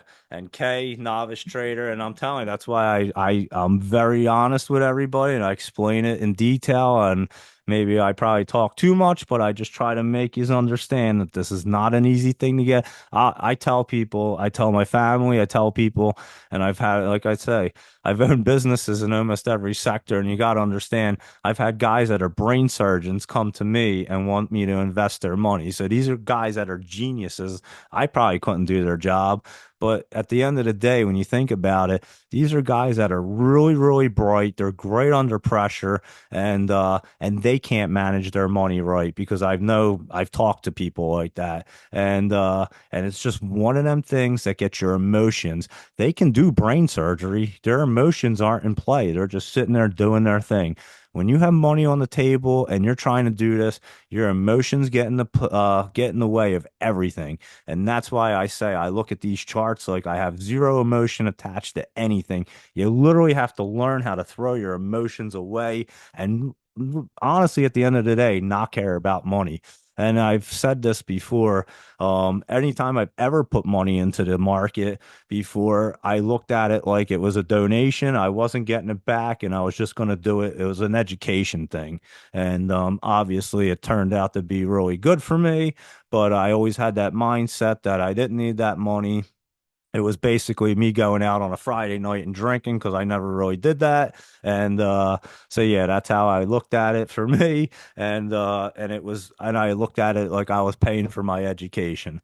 And so yeah, that's the way I looked at money and putting it into the market, because if you look at it and you get upset if you lose, it'll really get your mind screwed up. And again, that mindset is everything in here. It's all about mindset and keeping your emotions out of the way, really. You just can't have emotions in this. You got to look at it and go, that's going up, and I trust what I see, and it's going up, or that's going down, and I need to get out of it. I can't take the risk of it bouncing back up. And even if it does bounce back up, I'm perfectly fine with it. What I see, I don't like on that chart, and I got to make the right choice. And that's what it really comes down to. And I'm telling you, it's extremely difficult to do. It's almost impossible for a lot of people because um, they don't have the right knowledge to even know to think that way. And honestly, I didn't have that knowledge for a very long time. Like I said, I just happened to be good at these charts and got lucky a lot, I guess I say. I do. I say I got really lucky being able to hit the sell button at the right time for some of them, and did well enough. But you got to learn that mindset, and it's probably the most important thing. And that's why I talk about trading smart all the time. It's all about mindset. And and yeah, you can pick them. You can see how easy it is to pick them, but then when you go to hit you buy them's easy too, but then go to try to trade them, it ends up being like the hardest thing you ever tried to do in your life. I don't ask me why. I've done a lot of things, and I'm always like, man, why is this shit so hard? Like hitting that sell button seems to be so hard. The options make it way easier, but I'm telling you, in the penny stock world, it's so hard to hit that sell button unless you make that plan and stick to it. And that's another important thing. As you're making trades and you're buying, you literally write out your plan. I'm buying it at this price, I'm selling it at this price, and you stick to it no matter what you see on that chart. You don't care if it's going up higher. If it goes up higher, you got lucky. It was a bonus. And you get out of it when you made your plan. I'm telling you, people that do it that way, they're the ones that they have success in the market. It's that you have to be that anal about it, I'll say. Like you got to really be your mindset has to be perfect in this. When you really can't, you can make mistakes, but you can't let your mindset slip up. And that's what ends up happening to most people. They lose a couple bucks here, they get pissed off, and then they just start trading erratically. And that never ever ends well. It's almost like a gambler at the casinos, and you just start throwing money around it. Usually you're not going to hit anything. You're just giving it to them. So that's what happens a lot of times. But yeah, you got to just settle yourself in, keep your emotions away, see what you're seeing, trust what you look at. And again, that's why I say you don't beat yourself up if you sell one and it goes higher. It is what it is. You have to learn to control your emotions. And that's the biggest thing, honestly. It's the biggest lesson I've learned in over the 20 years that I've been doing this is controlling your emotions, and your mindset's everything. And if you can control them two things, you will definitely be able to trade smart, and picking them so easy. Picking the tops isn't the easiest thing. That's why you sell them while they're up, and you don't mind if they go higher. But yeah, it's really just comes down to that, your mindset and your emotions, and that is everything. So there you go, a nice little talk at the end of the show, and I hope that helps people. And again, I know a lot of people are new listening to the show, tuning in tonight, listening to the replay. I get a ton of messages. I love it, so keep sending them because I enjoy talking to everybody. And yeah, I know there's a lot of new people that are getting into this, and I'm glad that you found the show because like I said, I try to steer people down the right path. You can always ask me anything. I respond to everybody. And so yeah, I just try to tell you the way it's really going to be. I don't try to sugarcoat anything. And if I hurt your feelings, I apologize, but I just have to tell people the right things because I can't say, yeah, it's not like that. It's way easier. It's really not that easy. It's one of the hardest things to do. And so you got to have that mindset right and really just, strap it and get your emotions out of the way, and really just That's what you have to learn first. If you don't learn that first, learn how to read stock charts will be useless for you. Trust me, I learned how to read stock charts first. I did it for a long time. And like I said, I just happened to get really lucky. The market's not the same as it used to be when I was doing that. And that's kind of why I steered away from the penny stocks. Before they were just popping, and I mean, they would run up, and you could just see where they were running to. It was kind of easy. It was almost as easy as these big caps before COVID, I would say. And then COVID came in, and all that money came into the market. The market's completely changed. Robinhood completely changed it all. And now you got Webull at 4 a.m. It's a totally different market. You have to pivot, you have to adapt. And that's another thing that people can't do. They have that mindset where they can only do one thing. I I mean, you can see you got to pivot and work with what works. And penny stocks used to be great, but they're not great anymore. So options are where it really is, I'll be honest. And crypto, I tell you guys, look at crypto. You can't even make the money that you can make in the stock market that you can in crypto. There's going to be more multimillionaires made in this crypto run than all them dot coms and all that shit to combined. I'm telling you, it's wild. So, like I tell you, if you don't have a Coinbase account, set one up because you're gonna miss. It's gonna be great. It's just beginning. I'm telling you, it's just beginning, and it's gonna run until about October. When Trump gets in, it's gonna get wild, guys. It's gonna get so crazy that you might not even want to trade stocks anymore. You might just want to just trade crypto. So there you go. I hope that was a good night for everybody. I enjoyed it, so I hope that helped out. And let me see. I think I did miss a couple. VSAT. Let's look at them. We'll end on a couple of VSAT. Here we go. Oh, that one, Jennifer Lee. You know the ones that are going to run. I'm telling you, that thing's a momentum play for sure in the morning. VSAT. So take a look at that guy because that's definitely going to run. Let me see which one you guys were talking about. Holo. Let's look at that. I know we looked at it tonight. It was kind of pulling back. I remember. Oh yeah, we said we are going to let it pull back a little more to that bottom. It could be tomorrow is that bottom, and then we'll see if it runs up right there. And let me just see. Um, Barron's. Yeah, this was definitely this was Laptop Travel's early years of trading, an old school phone and Barron's newspaper. I'm telling you, that's what people used to do. Literally, they would look at the newspaper and and then yeah, call up on the phone and make a trade. So just think about you guys doing that right now. If you looked at a newspaper to get all your information and then picked up a phone to call some guy and said, "Yo, I want to put a trade in for Apple." Can you imagine you doing that right now? Like, what a different world, right? So, yeah, it's just a totally different thing right there. And there you go. I think we got everything right there. And boom. So I hope that was good for everybody. I hope that helped out. And yeah, we'll have our 7 a.m. pre-market tomorrow morning. You know that. And hopefully the market's nice and green. I think it's going to be. It looks like it should be. I mean, the SPY's up today, and the other big caps that were down, even if they pull back tomorrow, it's perfectly fine because they're just pulling back to set up. So we kind of even want them to pull back a little bit just so it makes it easier so we know where the bottom is and we know they're going to be riding back up. So I won't be that concerned about that. The only thing I'm really concerned about is our aerospace and defense at this point because that looks a little too crazy for me, but we'll continue to go over that as well. So there you go, everyone. Have a great night. Thanks, everyone. Laptop Travel and Eileen, Ray Rodriguez, and the Rabid Vol, Mike Drincalo, Jennifer Lee, Crypto Bit Mag, and Bong Pre-Chan and Sherry, Brian, Jay Kratz, and DTM Buddy, Dwight, X-Man, Alicia, and Sean. Thank you for hanging out for all night, too. I appreciate it, as always. And again, if you want me to look at anything in the morning, just let me know. You know, I'll be on at 7 a.m. and we'll be crushing the market and seeing what's going on. And I am getting excited because, like I said, the charts are setting up, crypto's getting crazy, and these things are going to be fun. So we'll have fun as a community. I'm telling you, we have a great community here. It is great.